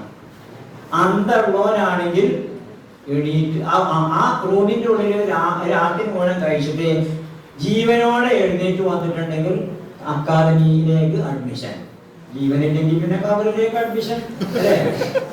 അപ്പൊ അങ്ങനെ അപ്പൊ എന്താണ് ഇത് രഹസ്യം എന്ന് വെച്ചാല് ആ റൂമിന്റെ ഉള്ളില് നല്ല ശീതീകരിച്ച റൂമേക്കാരം അതിലൊരു വലിയ ഉരുണ്ട കല്ലുണ്ടാവും. അപ്പൊ ആ കല്ല് ബുദ്ധി അന്തമുള്ളവനാണെങ്കിൽ ഉരുട്ടി നേരം പഴുക്കോടെ ശരീരം വാമാക്കി ജീവനോടെ വരും. അന്തല്ലെങ്കിൽ ഇങ്ങനെ ഓരി പിടിച്ചിട്ടാവും ചെയ്യും. ഈ അന്തല്ലാത്ത പ്ലാന്റ് ഉണ്ടാക്കാതെ അഡ്മിഷൻ കൊടുത്തിട്ട് കാര്യം അവിടെ ബുദ്ധി അങ്ങനെ അഡ്മിഷനൊക്കെ കിട്ടിയില്ലേ. അവിടെ 2 കൊല്ലം പഠിച്ചിട്ട് ഒരു ചെറുക്കൻ പറഞ്ഞു ഈ കണക്കൊന്നും മനസ്സിലാവില്ല പോലെ, കണക്ക് എത്ര പഠിച്ചിട്ട് മനസ്സിലാവില്ല, ഒരു മനസ്സിലാവുന്നില്ല. അപ്പൊ എന്തെങ്കിലും പറയാം, സാറേ ഇതൊക്കെ പഠിച്ചിട്ട് എന്താ കാര്യം, അങ്ങനെ എനിക്ക് മനസ്സിലാവില്ല എന്താന്നല്ലോ പറയാം, എനിക്ക് മനസ്സിലാവില്ല എന്നല്ല പറയാം, സാറേ ഇതൊക്കെ പഠിച്ചിട്ട് എന്താ കാര്യം. അപ്പൊ പ്ലാറ്റോ വേലക്കാരനെ വിളിച്ചാണ്ട് സ്വർണ്ണ നാണയം കൊണ്ടുവരാം. സ്വർണ്ണ നാണയം കൊണ്ടിട്ട് കയ്യിന്റെ ഉള്ളിൽ വെച്ച് കൊടുത്തിട്ട് പറഞ്ഞു 2 കൊല്ലം പഠിച്ചിട്ട് ഒരു കാര്യം കിട്ടിയില്ല ഇല്ലാന്ന് വേണ്ട പേര് പോയിരുന്നു. പക്ഷെ പോണ സമയത്ത് എന്താണ് പഠിച്ചിട്ട് കാര്യം എന്ന് ചോദിക്കരുതേ. എന്ത് പഠിച്ചാലും എപ്പോഴെങ്കിലും കാര്യം ഉണ്ടാവും. പക്ഷെ നമുക്ക് മനസ്സിലായിക്കോളുന്നില്ല, അപ്പോ പിന്നെ മനസ്സിലാവും. എന്ത് പഠിപ്പുകള് പിന്നെ ഈ സുനാമി ഉണ്ടായില്ല, സുനാമി കുറച്ച് മുമ്പ് സുനാമികളില്ലേ? അപ്പൊ സുനാമിയിലെ അന്തമാൻ ദ്വീപില് വളരെ ശക്തമായിട്ട് ബാധിച്ചു സുനാമി. അങ്ങനെ സുനാമി നടക്കുന്ന സമയത്ത് ഒരു ദ്വീപ്, ഒരു 300 ആൾക്കാർ താമസിക്കുന്ന ഒരു ദ്വീപുണ്ട്. ആ ദ്വീപില് പിന്നെ വെള്ളം അടിച്ചു കയറി. വെള്ളം അടിച്ചു കയറിയപ്പോൾ എല്ലാവരും പാടെ കുന്നിന്റെ മുകളിലേക്ക് പാഞ്ഞു. അങ്ങനെ പാഞ്ഞതിന് ശേഷം പിന്നെ വെള്ളം ഇറങ്ങിപ്പോയപ്പോൾ ഇറങ്ങി വരികയും ചെയ്തു. അപ്പൊ അവിടെ കൂടുതൽ ഒരു പയ്യനുണ്ടായിരുന്നു, ഒരു 10-12 വയസ്സുള്ള ഒരു പയ്യൻ. ആ പയ്യൻ വിളിച്ചാണ് കുന്നിന്റെ മുകളിലേക്ക് കയറി വിളിച്ചു പറഞ്ഞു, ഭായിയോ ഭാഗോ ജീവൻ ബച്ചാലോ പാനി അഭി വാപസ് ആയേഗാ. കാരണം ഒരു സിനിമ ഉണ്ട്, ആ സിനിമയിൽ സുനാമിയെ പറ്റിയുള്ള എല്ലാ ചരിത്രവും സുനാമിന്റെ സ്വഭാവമൊക്കെ ഉണ്ട്. അപ്പൊ സുനാമിയിൽ വെള്ളം ഇറങ്ങിപ്പോയാൽ അപ്പൊ തന്നെ പിന്നെയും വരും, രണ്ടാമത് കയറി വരും. ഈ പാടം മോന്റെ ഉള്ളിലുള്ളതോ വിളിച്ചു വന്നതാണ്, ഭായിയോ ചങ്ങായിമാരെ ഭാഗോ ഓടിക്കോളി, ജീവൻ ബച്ചാലോ ജീവൻ രക്ഷിച്ചോളി, പാനി അഭി വാപസായക, വെള്ളപ്പം തന്നെ നിങ്ങൾ തിരിച്ചു വരും. അങ്ങനെ ഈ ചെക്കൻ ഇത് പറഞ്ഞത് കൊണ്ട് 300 ആളുകളുടെ ജീവൻ രക്ഷപ്പെട്ടു. 300 ആളുകളുടെ ജീവൻ രക്ഷപ്പെടുത്താൻ പറ്റി. ആ ദ്വീപിന്റെ പേര്, ആ കുട്ടിയുടെ പേര് തെരേസ എന്ന പേര്. ആ ദ്വീപിന് തന്നെ ആ പേരിട്ടു. കാരണം 300 ആളുകളുടെ ജീവനെ കൂടി രക്ഷിച്ചു. എന്തുകൊണ്ട്? സിനിമയിൽ കൂടിയുള്ള വിദ്യാഭ്യാസം ഹരത്തിന് കാണാനല്ലേ ഈ പറയുന്നത്, അറിവിന് കേട്ടോ. അപ്പൊ സിനിമയിൽ കൂടി ഒരു വിവരം ഉണ്ടായി. ആ വിവരം പോയി സിനിമ കാണുന്ന സമയത്ത് 300 ആളെ രക്ഷിക്കാൻ പറ്റുന്നോ പങ്കു വിശേഷിക്കാവൂ. ഓന് പഠിച്ച ആ ഒരു പാഠത്തിന് എന്തൊക്കെ റിസൾട്ടാ പിന്നെ ഉണ്ടാകുമെന്ന് നേരത്തെ അറിയില്ലല്ലോ. ഞാനേ നിങ്ങൾക്ക് നബിക്ക് അറിയുമെന്ന് അറിയില്ല, എനിക്ക് അക്കാദമിക് എഡ്യൂക്കേഷൻ ഒന്നും ഇല്ല. സാറേ അക്കാദമിക് എഡ്യൂക്കേഷൻ 4ാം ക്ലാസ് വരെ പഠിച്ചിട്ടുള്ളൂ, 4ാം ക്ലാസ് വരെ സ്കൂളിൽ പോയിട്ടുള്ളൂ. 4ാം ക്ലാസ് കഴിഞ്ഞതിന് ശേഷം പിന്നീട് പഠിക്കാനുള്ള സൗകര്യം കുടുംബ സാഹചര്യം ഒന്നും ഇല്ലാത്തതുകൊണ്ട് പിന്നെ പഠിച്ചിട്ടില്ല, അക്കാദമിക് എഡ്യൂക്കേഷൻ ഇല്ല. പിന്നെ കുറച്ചു കാലം പള്ളിക്ക് പോയി പഠിച്ചിട്ടുണ്ട്, ഐഫ്യ ഓതിയിട്ടുണ്ട്, ബത്തുൽ കോഴിയുടെ കിതാബ് ഒരു വൈ വരെ ഓതിയിട്ടുള്ളൂ. നിക്കായിന്റെ ഭാഗമൊന്നും ഓതാത്തോണ്ട് ആ പരിപാടി നടത്തിയിട്ടുമില്ല. ഏതായാലും 10 പൗതി. അപ്പൊ ഇങ്ങനെയൊക്കെയാണ് നമ്മളെ വിദ്യാഭ്യാസം എന്ന് പറഞ്ഞാൽ ഇതിനൊക്കെ സ്വയം പഠിക്കണം. അപ്പൊ ഞാൻ എന്താണെന്ന് വെച്ചാല് പിന്നെ ഒരിക്കൽ എന്റെ ആപ്പാക്ക് സുഖമില്ലാതായി ചെറുപ്പത്തില്. ഞാൻ വളരെ ചെറുപ്പമായിരുന്നു. അപ്പൊ ആപ്പാക്ക് സുഖമില്ലാതായി, അൾസറായിരുന്നു. മഞ്ചേരി മെഡിക്കൽ കോളേജിൽ പോയിട്ട് അവിടെ 1 മാസം കിടത്തി ചികിത്സിച്ചു. അതിൻ്റെ അടുത്ത് അൾസറല്ലേ, ഓപ്പറേഷൻ ചെയ്യേണ്ടി വന്നു, ശസ്ത്രക്രിയ വേണ്ടി വന്നു. ശസ്ത്രക്രിയ ചെയ്തിട്ട് പിന്നെ ഞാൻ ചെറുപ്പമാണ്, പാപ്പാനെ നോക്കാനും ആളില്ല, പൈസ ഉണ്ടാക്കാനും ആളില്ല, ഒരു ഗതിയില്ലാത്ത കാലം തന്നെയായിരുന്നു. അപ്പൊ അതുകൊണ്ട് പാപ്പാനെ നോക്കും വേണം, ആശുപത്രി പിന്നെ സർക്കാരിന്റെ ആശുപത്രി ആയതുകൊണ്ട് വലിയ പൈസ ഒന്നും വേണ്ട, എന്നാലും ബാക്കി കാര്യങ്ങളൊക്കെ ഉണ്ട്. അങ്ങനെ ഞാൻ രാത്രി പോയിട്ട് 3-4 ദിവസം ഓപ്പറേഷൻ കഴിഞ്ഞ ശേഷം 3-4 ദിവസം ഉറങ്ങാതിരുന്നിട്ട് അവസാനം ഉറങ്ങണ്ടേ. അങ്ങനെ ഞാൻ അവിടുത്തെ പള്ളിക്ക് സെൻട്രൽ ജുമാ മസ്ജിദ് മഞ്ചേരി കണ്ടിട്ടുണ്ടാവും, അവിടെ പോയിട്ട് അവിടുത്തെ വയനാട്ടിൽ കടന്നുറങ്ങുന്നു. കൊതുക് അടിച്ചിട്ടാണ് ഈ ഉറങ്ങാനോട് പറ്റൂല. അങ്ങനെ എണീറ്റ് പോവുകയും ചെയ്യും. അങ്ങനെ ഞാൻ ഗൾസിൽ മൊയ്യമാറ്റിയുടെ കിതാബ് ഓതി കൊടുത്ത് അൽഫിയൊക്കെ ഓതിയതിനു ശേഷമാണ് അത് ഒരു കൗതുകം തോന്നി. അപ്പൊ മുകളിൽ ഒരുപാട് മൂല്യന്മാരെ പോകുന്ന പള്ളി ദർസാണ്. അപ്പൊ ഞാൻ അവിടെ മൂല്യന്മാരെ അടുത്ത് പോയി കണ്ട് ദർസ് ഒരു പോകുമ്പാടെ പോയിരുന്നു മുകളില്. അങ്ങനെ ഒരു കുട്ടി അൽഫിയൊരു ഷവാഹിദുണ്ടല്ലോ, ഉദാഹരണത്തിൽ കൊടുക്കുന്ന പദ്യങ്ങളുണ്ട്. ആ പദ്യങ്ങളെ കൊടുത്തിട്ട് ഒരു പദ്യത്തിന്റെ അർത്ഥം കുട്ടിക്ക് നിശ്ചയമായി. എന്നിട്ട് കുട്ടി അവിടെ ദർസിൽ ഒരു മൂല്യനോട് ചോദിച്ചു ഇതിന്റെ അർത്ഥം എന്ന് പറഞ്ഞു കഴിഞ്ഞാൽ അപ്പൊ അയാൾക്ക് നിശ്ചയമില്ല. വേറെ മൂല്യനോട് ചോദിച്ചാൽ അയാൾക്ക് നിശ്ചയമില്ല. അങ്ങനെ താഴെ പോയി കണ്ട് വലിയ സ്ഥാനോട് മുദരീസിനോട് ചോദിക്കാൻ വേണ്ടിയിട്ട് പോവുകയാണ്. ഓണം നേരത്തെ ഞാൻ പറഞ്ഞു ഇവിടെ കൊണ്ടുവരട്ടെ ഞാൻ പറഞ്ഞുതരാം. അപ്പൊ എന്റെ ചേരുമ്പോൾ അന്ന് വേഗം തന്നെ പഴയ തന്നെ മടക്കിച്ചിട്ടൊക്കെ ചെയ്യുന്നു. അപ്പൊ ഞാൻ ഇപ്പോ എല്ലാവരും പാടെ എന്നെ കുറിച്ച് നോക്കാൻ തുടങ്ങി. ഇവിടെ കൊണ്ട് ഞാൻ പറഞ്ഞുതരാം. അപ്പൊ കുട്ടിൻ്റെ അടുത്ത് വന്നു. എന്നിട്ട് ഞാൻ അതിന്റെ അർത്ഥം പറഞ്ഞു കൊടുത്തു. അപ്പൊ എല്ലാവർക്കും പാടെ വല്ലാത്ത താല്പര്യങ്ങൾ എവിടെയാണ്, എന്താണ്, ഏതാണ്, എന്തിനു വന്നതാണെന്ന് ചോദിച്ചു. എന്നെ പരിചയപ്പെട്ടു. ഞാൻ പറഞ്ഞു ഞാൻ എല്ലാ ദിവസവും രാത്രി വന്ന് കടത്തുറങ്ങലുണ്ട്, പിന്നെ അങ്ങനെ കുറച്ചേരം കുറഞ്ഞിട്ട് എണീറ്റ് പോകലുണ്ട്, കുടി കഴിച്ചിട്ട് ഉറങ്ങാൻ പറ്റില്ല. നിങ്ങൾ എന്തിനാ അങ്ങനെ അടങ്ങാറായി അവിടെ കിടക്കണ? നിങ്ങൾക്ക് ഞങ്ങളെ കൂടെ കടന്നൂടെ? നാളെ മുതൽ വാപ്പാനെ ഡിസ്ചാർജ് ചെയ്യണത് വരെ നിങ്ങൾ ഇവിടെ വന്നിട്ട് താമസിക്കണം എന്നാണ്. ഓരോടിയിൽ എനിക്ക് നല്ല കടക്കാനുള്ള സൗകര്യവും അതിന് വേണ്ട പുറപ്പും വീർപ്പും സൗകര്യം ഒക്കെ. ഒരു വരി പദ്യം കൊണ്ട് ഒരു മാസത്തെ ലോഡ്ജിങ്. ഞാൻ പോയി പദ്യം പഠിക്കുന്ന സമയത്ത് ഇങ്ങനെ ഒരു പലതിന് ഉണ്ടാവും ഞാൻ ചിന്തിച്ചിട്ടുണ്ടാവോ? അപ്പൊ എന്താ വെച്ചാല് നമ്മൾ എന്ത് പഠിക്കുകയാണെങ്കിലും എന്തിനു വേണ്ടിയിട്ടാണ് ആലോചിക്കണം? മനസ്സിന്റെ സുഖത്തിന്. മനസ്സിന്റെ സുഖത്തിന്. ഒന്നും അറിയാതിരിക്കുമ്പോൾ അസ്വസ്ഥത ഉണ്ടാകുക, അറിയൊരു സുഖം ഉണ്ടാവുക. അപ്പൊ നമ്മൾ ലോകത്ത് ആകെ നിരീക്ഷിക്കും. നമ്മൾ ദൈവം തന്നെ പടച്ചോൻ എന്നെ ഒളിച്ചിരിക്കുന്നത് ഉറപ്പോട് വെച്ചില്ലേ? ഈ പശ്ചിമഘട്ടത്തിന് മുകളിൽ ഇങ്ങനെ വന്നു നിന്നാണ്ട് ആരാണ് എന്നെ നിരീക്ഷിക്കുന്നത്, നിന്നെ നിഷേധിക്കുന്ന യുക്തിവാദികൾ? എന്താണ് ഞാൻ അതിന് മുകളിൽ വന്നു സർവശക്തനായ അള്ളാഹു വിളിക്കൂലേ? എന്താ അള്ളാഹ് എനിക്കറിയാത്തത്? നമുക്ക് ജിജ്ഞാസ വർദ്ധിക്കണമെങ്കിൽ ഗുപ്തമായിരിക്കണം. ഗുപ്തമായതിന്റെ നേരെ ജിജ്ഞാസ ഉണ്ടാവുള്ളൂ. അറിയാത്തതിന്റെ നേരെയല്ലേ ജിജ്ഞാസ ഉണ്ടാവുക? അപ്പൊ പ്രപഞ്ചത്തിലൊക്കെ അറിയാത്തതാണ്, ഇതിനൊക്കെ നേരെ നമുക്ക് ജിജ്ഞാസ ഉണ്ടാവണം. അതെനിക്കറിയണം, ഇതെനിക്കറിയണം, മറ്റത് എനിക്കറിയണം എന്ന് പറഞ്ഞാൽ ഇവരുടെ ജിജ്ഞാസ. ഈ ജിജ്ഞാസയാണ് നമ്മളെ അറിവിലേക്ക്. അതാണ് ദൈവം പടച്ചോനിങ്ങനെ ഗുപ്തനായി മറിഞ്ഞിരിക്കുന്ന നമ്മളെ മുമ്പിൽ വരാത്തത്. വന്ന് കണ്ടാൽ കഴിഞ്ഞില്ലേ? അല്ലെ? ഇപ്പൊ നമ്മള് പാപ്പാനെ സ്വീകരിക്കാൻ വേണ്ടി എയർപോർട്ടിൽ പോയി കരിപ്പൂരി പോയി സ്വീകരിച്ചാണ്ട് കൊണ്ടുവരുന്ന സമയത്ത് ഒരു പെട്ടി ഉണ്ടാവും. ആ പെട്ടി കൈ പിടിച്ചാണ്ട് ഞാൻ പിടിച്ചോളാം അല്ലേ, പെട്ടി ഞാൻ പിടിച്ചോളാം പറഞ്ഞാണ്ട് ഞങ്ങൾ പെട്ടിയൊക്കെ പിടിച്ചാണ്ട് പിന്നെ പേരിലെത്തോളം എന്റെ കരപ്പത്തിന്റെ ഉള്ളിൽ എത്ര മൊബൈൽ ഉണ്ടാവും, ഏതൊക്കെയാണ് എനിക്ക് തരാൻ പോകുന്നത്, ഭയങ്കര ജിജ്ഞാസ. അങ്ങനെ പേരിലെത്തോളം ജിജ്ഞാസ. അവസാനം പെട്ടി തുറന്നു നോക്കുമ്പോ കുറച്ച് പഴയ തുടങ്ങി പഴയ കണ്ടു ഈ താകാത്തിക്കൊണ്ട് ബോധിക്കാതാവേ. പക്ഷെ എന്നാലും നമുക്ക് അപ്പോഴും സുഖം ഉണ്ടാവും. ഇല്ലാന്നറിയുമ്പോഴും ഉണ്ടാവും ആ സുഖം അല്ലെ? ഒന്നും ഇല്ലാന്നറിയുമ്പോഴും ഉണ്ടാവും ആ സുഖം. അതേ വിഷമം ഉണ്ടാവും. എന്നാലും ഇല്ലാന്ന് അറിയുമ്പോഴും സുഖം ഉണ്ടാവില്ലേ? ഏത് കാര്യം അറിഞ്ഞിട്ടില്ലെങ്കിൽ നമ്മൾ അസ്വസ്ഥരാണ്, അറിഞ്ഞാൽ നമ്മൾ സ്വസ്ഥരാണ്. അപ്പൊ അറിവ് എന്ന് പറയുന്നത് മനസ്സിന്റെ സുഖത്തിന് വേണ്ടിയിട്ടാണ്. അതാണ് പ്ലാറ്റോ പഠിപ്പിച്ച പാഠം. അതുകൊണ്ട് നമ്മൾ എന്തും അറിയാൻ നമ്മുടെ മനസ്സിനെ ഓപ്പൺ ചെയ്തിട്ട് തുറന്നു വെക്കണം. ഏത് വിദ്യാഭ്യാസവും ഏത് അറിവും ലോകത്ത് പ്രപഞ്ചത്തിന്റെ അങ്ങനെയല്ലേ? മറ്റു ജീവജാലങ്ങൾ പ്രപഞ്ചത്തെ അനുഭവിക്കുന്നു. മനുഷ്യൻ പ്രപഞ്ചത്തെ അനുഭവിക്കുക മാത്രമല്ല അറിയുകയും വ്യാഖ്യാനിക്കുകയും ചെയ്യുന്നു. അല്ലേ? മറ്റു ജീവജാലങ്ങൾ പ്രപഞ്ചത്തെ അനുഭവിക്കുന്നേ ഉള്ളൂ.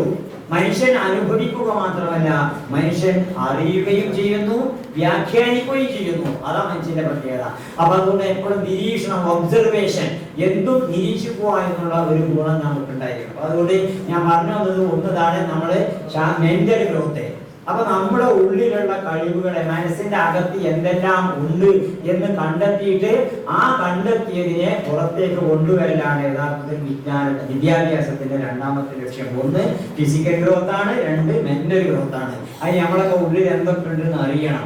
അത് അറിയാൻ നിങ്ങളെ വീട്ടിലേക്ക് സൗകര്യം ഉണ്ടാവില്ല, നാട്ടിന് സൗകര്യം ഉണ്ടാവില്ല. പക്ഷെ വിദ്യാലയത്തിലാവുമ്പോഴോ എന്തൊക്കെ കഴിവുണ്ട്, ഇവന്റെ ഉള്ളിൽ എന്തൊക്കെയുള്ളതെന്ന് നോക്കാനും അത് പരീക്ഷിക്കാനൊക്കെയുള്ള അവസരങ്ങളുണ്ടാവും, സന്ദർഭങ്ങളുണ്ടാവും. അതിലൂടെ നിങ്ങൾക്ക് വികസിപ്പിക്കാൻ സാധിക്കും. രണ്ടാമത്തെ വളർച്ച. മൂന്നാമത്തെ വളർച്ച സ്പിരിച്വൽ ഗ്രോത്ത്. അതാണ് അവിടെയാണ് സ്പിരിച്വൽ ഗ്രോത്ത്. അതാണ് ഇവിടുന്ന് മാത്രം, ഇതുപോലത്തെ സ്ഥാപനത്തിന് മാത്രം കിട്ടുന്നത് സ്പിരിച്വൽ ഗ്രോത്ത്.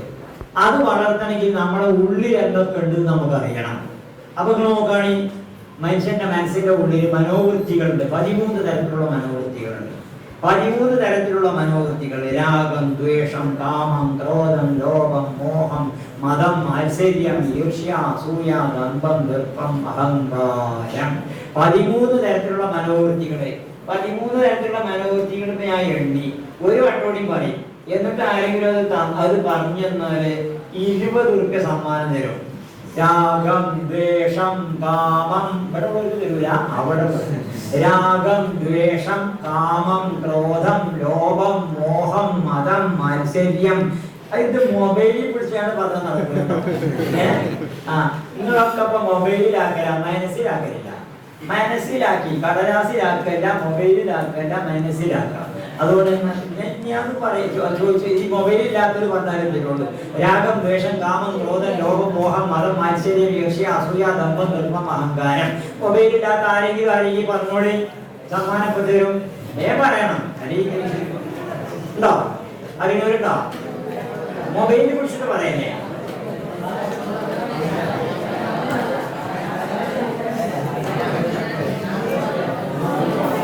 എല്ലാവരും പാടെ കൂടിയിട്ട ഒരാള് പറയും വേഗം വേണം, നേരാണ് ഈ പോണത്.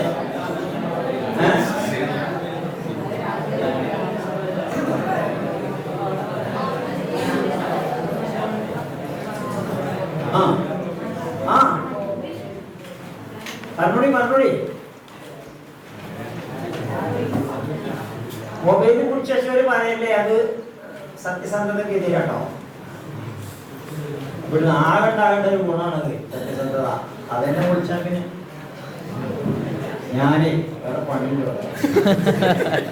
രാഗം ദ്വേഷം കാമം ക്രോധം ലോഭം മോഹം മതം മാത്സര്യം ഈർഷ്യ അസൂയ ദമ്പം ദർപ്പം അഹങ്കാരം. ആണോ? രാഗം മൈഥുനേച്ഛ, ലൈംഗികമായിട്ടുള്ള ആഗ്രഹങ്ങളൊക്കെ അല്ലേ രാഗം. ദ്വേഷം എന്ന് പറഞ്ഞ പ്രതികാര ചിന്ത. രാഗം ദ്വേഷം കാമം എന്ന് പറഞ്ഞ പലതരത്തിലുള്ള ആഗ്രഹങ്ങളോ അഭിലാഷങ്ങളോ. രാഗം ദ്വേഷം കാമം. ക്രോധം എന്ന് പറഞ്ഞാൽ ഇഷ്ടപ്പെടാത്ത കാണുമ്പോൾ പൊട്ടിത്തെറിച്ച, നമുക്ക് ഇഷ്ടമില്ലാത്തതിന് കാണാൻ ആൾ പൊട്ടിത്തെറിച്ച. രാഗം ദ്വേഷം കാമം ക്രോധം. ലോഭം എന്ന് പറഞ്ഞാൽ പണം ഉണ്ടാക്കാനുള്ള കൊതി, ലോഭം. മോഹം എന്ന് പറഞ്ഞാൽ ശരി തെറ്റുകളൊന്നും നോക്കാതെ തന്നെ സാമ്പത്തിക അഭിവൃദ്ധി ഉണ്ടാക്കാനുള്ള താല്പര്യം. മതം. മാത്സര്യം എന്ന് പറഞ്ഞാല് പിന്നെ എന്തെങ്കിലും സംഗതി ഉണ്ടായിട്ടുണ്ടെങ്കിൽ എന്തേ പോരുണ്ടായത്, എന്തേ എനിക്കുണ്ടായത്, എന്ത് മറ്റൊരുണ്ടാകാതില്ല, ഒരു സോക്കേട് വന്നാൽ എനിക്ക് പിരിക്കായത്, എനിക്ക് ഉപരിവരുന്നത് എന്നുള്ള ചിന്ത മാത്സര്യം. ഈർഷ്യ എന്ന് പറഞ്ഞാല് പിന്നെ ഈർഷ്യ അസൂയ അങ്ങനെ എണ്ണണ്ടെങ്കിൽ ഓരോന്നും പാഠം പറയാൻ നേരല്ല. ഈർഷ്യ അസൂയ ദമ്പം ദർപ്പം അഹങ്കാരം. 13 തരത്തിലുള്ള മനോവൃത്തികൾ അല്ലേ? 13 തരത്തിലുള്ള മനോവൃത്തികൾ മനുഷ്യന്റെ ഉള്ളിലുണ്ട്. ഞാൻ ഉദാഹരണമായിട്ട് പറയാം, ഒന്ന് മനസ്സിലാകാൻ വേണ്ടിയിട്ട് ഒന്ന് വിശദീകരിക്കാം. ദേഷ്യം. എല്ലാവർക്കും ദേഷ്യല്ലേ? തീർച്ചയായിട്ടും ആദ്യം പറയും ദേഷ്യല്ലേ എല്ലാവർക്കും ദേഷ്യം ഉണ്ടാവും. ഒരു കുട്ടിനെ വിളിച്ചാണ്ട് കുട്ടി ഇവിടെ നാട്ടെയാണ്, കുട്ടി വന്നു, എന്താ എന്റെ പേര്? എന്റെ പേര് അബ്ദുൾ റഷീദ്. എന്റെ ദേഷ്യം വരുമോ? എല്ലാവർക്കും ദേഷ്യം വരില്ല. ഒരു ദേഷ്യം വരില്ലേ? എന്റെ ദേഷ്യം വരില്ല. അങ്ങ് ദേഷ്യം വരില്ലേ? ഇല്ല ദേഷ്യം വരില്ല. എനിക്ക് ദേഷ്യം വരില്ലേ? ഇല്ല ദേഷ്യം വരില്ല. അങ്ങ് ദേഷ്യം വരില്ലേ? ഇല്ല ദേഷ്യം വരില്ല. അങ്ങ് ദേഷ്യം വരില്ലേ? ഇല്ല ദേഷ്യം വരില്ല. അങ്ങ് ദേഷ്യം വരില്ല. ഈ ദേഷ്യം വരില്ല.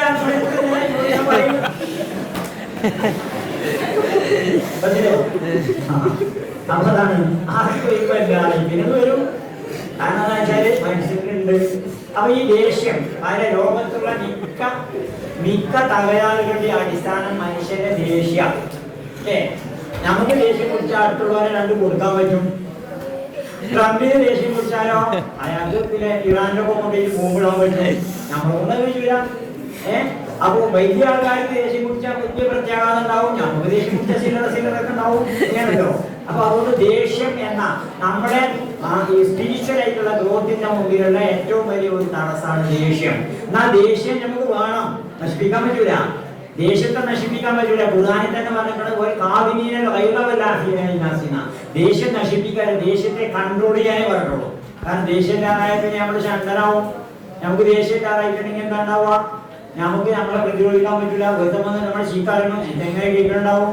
എന്നിട്ട് രണ്ടാം കേൾക്കണം, തല്ലന്നരപ്പോഴും ഉണ്ടാവും, കണ്ണീരങ്ങനെ ഒരുമിച്ചിട്ടുണ്ടാവും, സങ്കടപ്പെടുന്നുണ്ടാവും.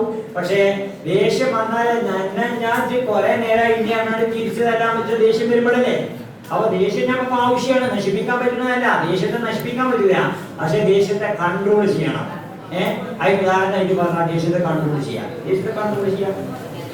സംസ്കൃതത്തിൽ ഒരു ശ്ലോകമുണ്ട്, ഭോജനൈകാകപരിനം ശയനേ ഹസ്തതാടനം നിദ്രേ വ്യാകരണം ചൈവ മനമേ കോപവിചാര.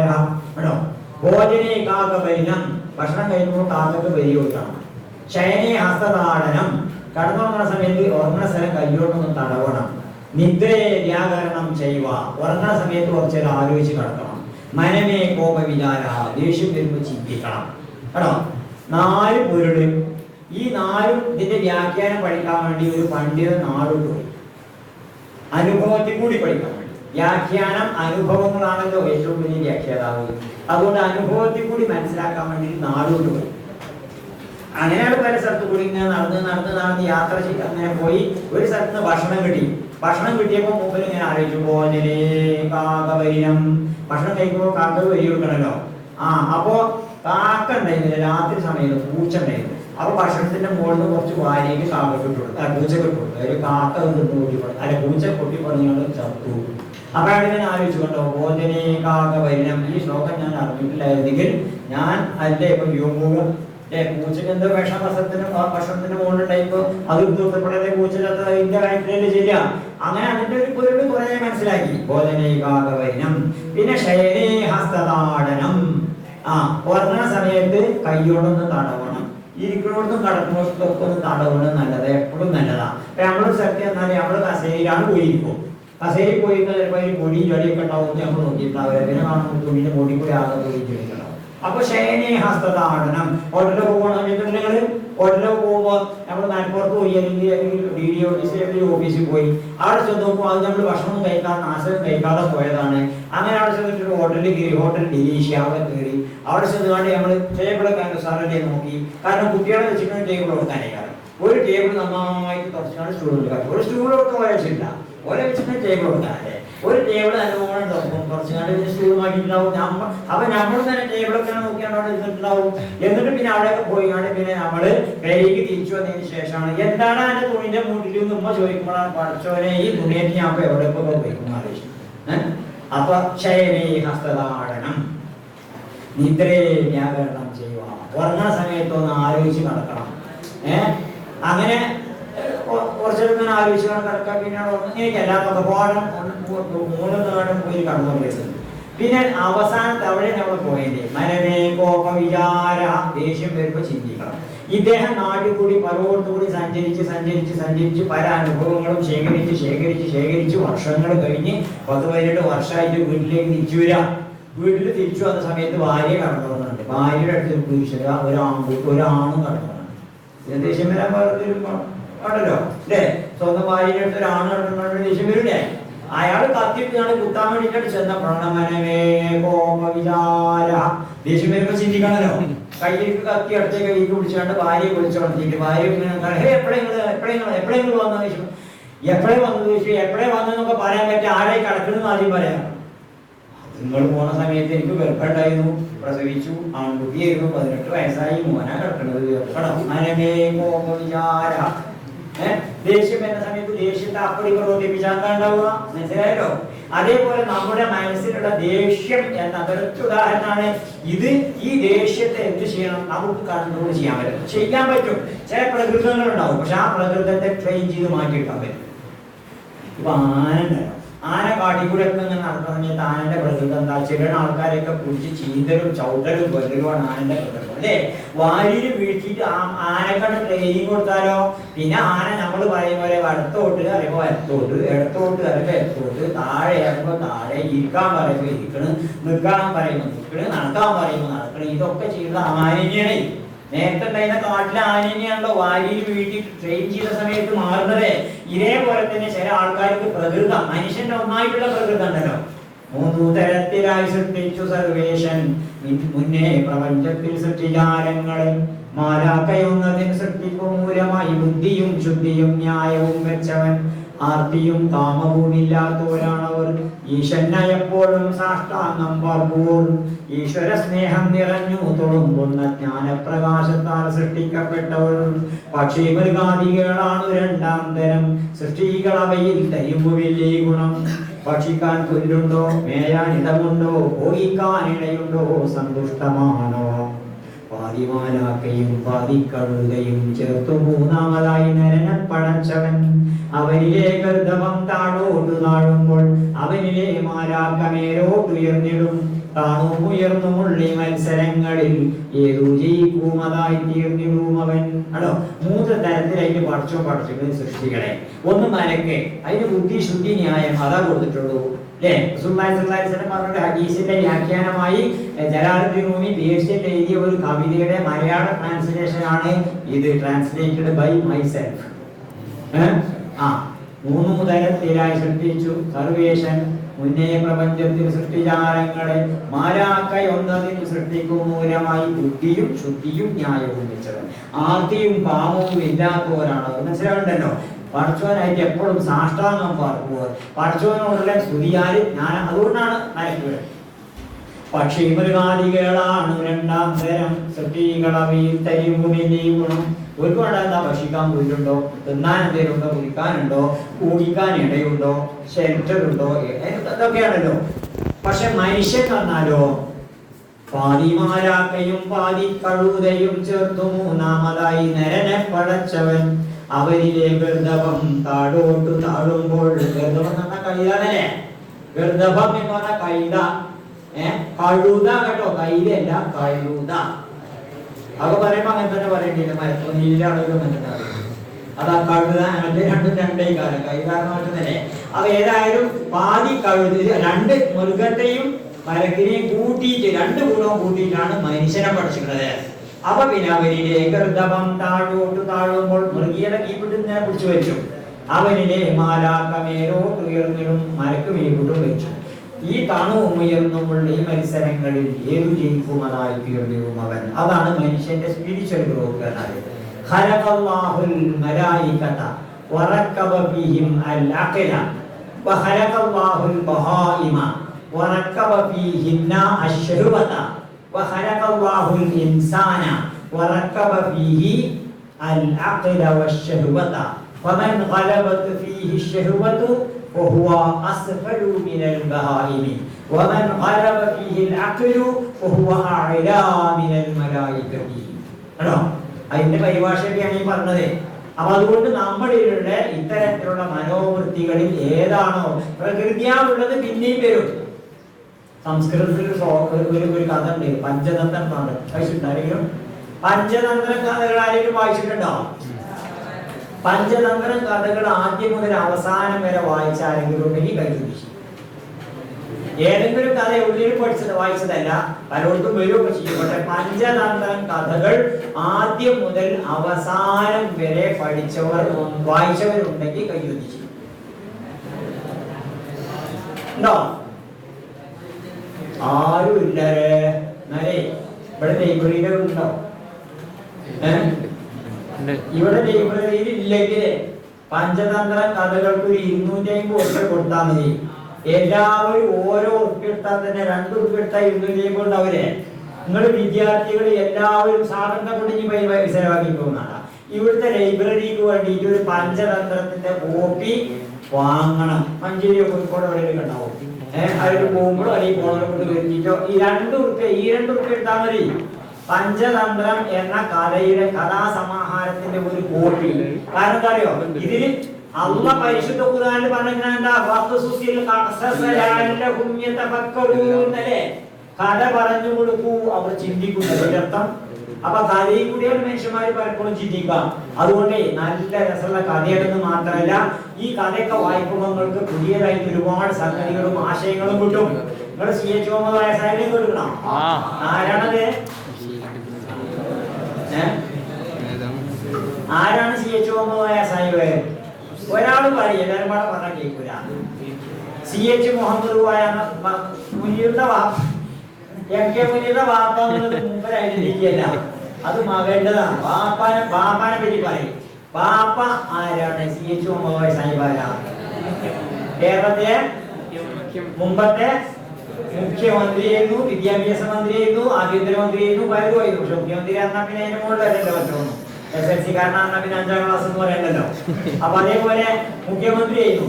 അപ്പൊ അദ്ദേഹം ഒരിക്കലേ ഞാൻ ഒരു പ്രയോഗം നിങ്ങൾക്ക് ഭാഷാ സാമർഥ്യം ഉണ്ടാക്കാൻ വേണ്ടിയിട്ട് പഞ്ചതന്ത്രം എങ്ങനെ ഉപയോഗപ്പെടുത്താന്നുള്ളതിന്റെ ഉദാഹരണം പറയുന്നത്. അദ്ദേഹം ഒരിക്കലേ പിന്നെ നമ്മുടെ കേരളത്തിലെ മന്ത്രിസഭ ഒരു 67 ഒരു മന്ത്രിസഭ ഉണ്ടായി. അതിന്റെ മുഖ്യമന്ത്രി EMS നമ്പൂതിരിപ്പാടായിരുന്നു. EMS നമ്പൂതിരിപ്പാടിന്റെ കീഴിലുള്ള സപ്തകക്ഷി മുന്നണിയായിരുന്നു. അതിൽ CH മുഹമ്മദ് സാഹിബ് വിദ്യാഭ്യാസ മന്ത്രിയായിരുന്നു. അങ്ങനെ ഒരു അഴിമതി പ്രശ്നം വന്നിട്ട് മുസ്ലിം ലീഗും മറ്റൊരു തമ്മിൽ അഴിമതിയുള്ള മന്ത്രിസഭയിൽ ഞങ്ങൾ തുടരൂരാന്ന് പറഞ്ഞുകൊണ്ട് CH അന്നത്തെ അഹമ്മദ് ഓരൊക്കെ പാടുകൂടി മന്ത്രിസഭയിൽ പോന്നു. മന്ത്രിസഭയിൽ പോന്നിട്ട് മന്ത്രിസഭ EMSന്റെ മന്ത്രിസഭ പൊളിഞ്ഞു.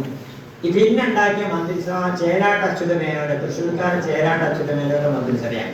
അപ്പൊ അച്യുതമേനോന്റെ മന്ത്രിസഭയെ സംബന്ധിച്ച് EMS നമ്പൂതിരിപ്പാട് ഇടക്കിടക്ക് പ്രസ്താവന ഉണ്ട്. ഈ മന്ത്രിസഭ ഏറെക്കാലം നീണ്ടുപോകില്ല, ഉടനെ നിലം പതിക്കും അങ്ങനെ പ്രസ്താവന ഉണ്ട്. അപ്പൊ അതിനോട് പ്രതികരിച്ചുകൊണ്ട് CH മുഹമ്മദ് സാഹിബ് പറഞ്ഞൊരു വാചകമാണ്, നമ്പൂതിരിപ്പാടിന്റെ അജാണ്ട പതന മോഹം നടക്കില്ല. നമ്പൂതിരിപ്പാടിന്റെ അജാണ്ട പതന മോഹം നടക്കില്ല. ഇത് പറയാൻ സാധിച്ചത് പഞ്ചതന്ത്രം വായിച്ചതുകൊണ്ടാണ്. കാരണം എന്താ അറിയോ, അജം എന്ന് പറഞ്ഞ ആട്, ഒരു കൂർക്കൻ ആടിന്റെ പിന്നാലെ ഇങ്ങനെ നടക്കുക, ഒരു കൊറ്റനാടിന്റെ പിന്നാലെ. എന്തിനാ നടക്കുന്നത്? കൊറ്റനാടിന്റെ ഈ ഇതുണ്ടല്ലോ പ്രശ്നം, ആടിന്റെ തന്നെ ആടുമല്ലോ. അങ്ങനെ ഇതിങ്ങനെ ആടുമ്പോ കുറുക്കന്റെ വിചാരം ആടിനും വീഴുമല്ലോ, എന്തും ആടിയെ കുറച്ച് വീഴുമല്ലോ. അപ്പൊ കുറുക്കന്റെ വിചാരം ഇപ്പൊ ഉടുന്നാണ് പിന്നാലെ നടക്കുകയാണ്. അപ്പൊ വീഴില്ലല്ലോ. അതിനെ സൂചിപ്പിച്ചുകൊണ്ടാണ് CH പറയുന്നത്, EM ശങ്കരൻ നമ്പൂതിരിപ്പാടിന്റെ അജാണ്ട പതന മോഹം നടക്കില്ല. അതെന്ന് പറഞ്ഞാൽ ആട്, അണ്ടം എന്ന് പറഞ്ഞാൽ അതന്നെ, പതനം എന്ന് പറഞ്ഞാല് വീഴ അല്ലേ, പതനം എന്ന് പറഞ്ഞാൽ വീഴ്ചാന്നല്ലേ. അപ്പൊ EM ശങ്കരൻ നമ്പൂതിരിപ്പാടിന്റെ അജാണ്ട പതന മോഹം നടക്കില്ല. നല്ലൊരു പ്രയോഗം ഈ കഥയിൽ നിന്ന് CH ഉണ്ടാക്കിയതാണ്. അതുപോലെ പഞ്ചതന്ത്രം ഉണ്ടാകുന്നതിന് എങ്ങനെയാണ്? ഉണ്ടാവുന്നതിന് വിഷ്ണു ശർമ്മ ഇവിടെ വലിയ രാജാവ് ഉണ്ടായിരുന്നു ഇന്ത്യയിൽ. ആ രാജാവിന് 3 മക്കളുണ്ടായിരുന്നു. 3 മക്കൾക്കും വിദ്യാഭ്യാസമല്ല, സൽഗുണങ്ങളൊന്നുമില്ല. അങ്ങനെ രാജാവ് ഞാൻ ചിന്തിച്ചു, ഞാൻ ജീവൻ പോയാൽ ഈ കൂട്ടത്തിന് ഏതെങ്കിലും ഒന്നല്ലേ രാജാവാകുക. ഇവർ കഴിഞ്ഞുള്ള ഒരു യോഗ്യതയില്ല, ഒരു ഗുണമില്ല.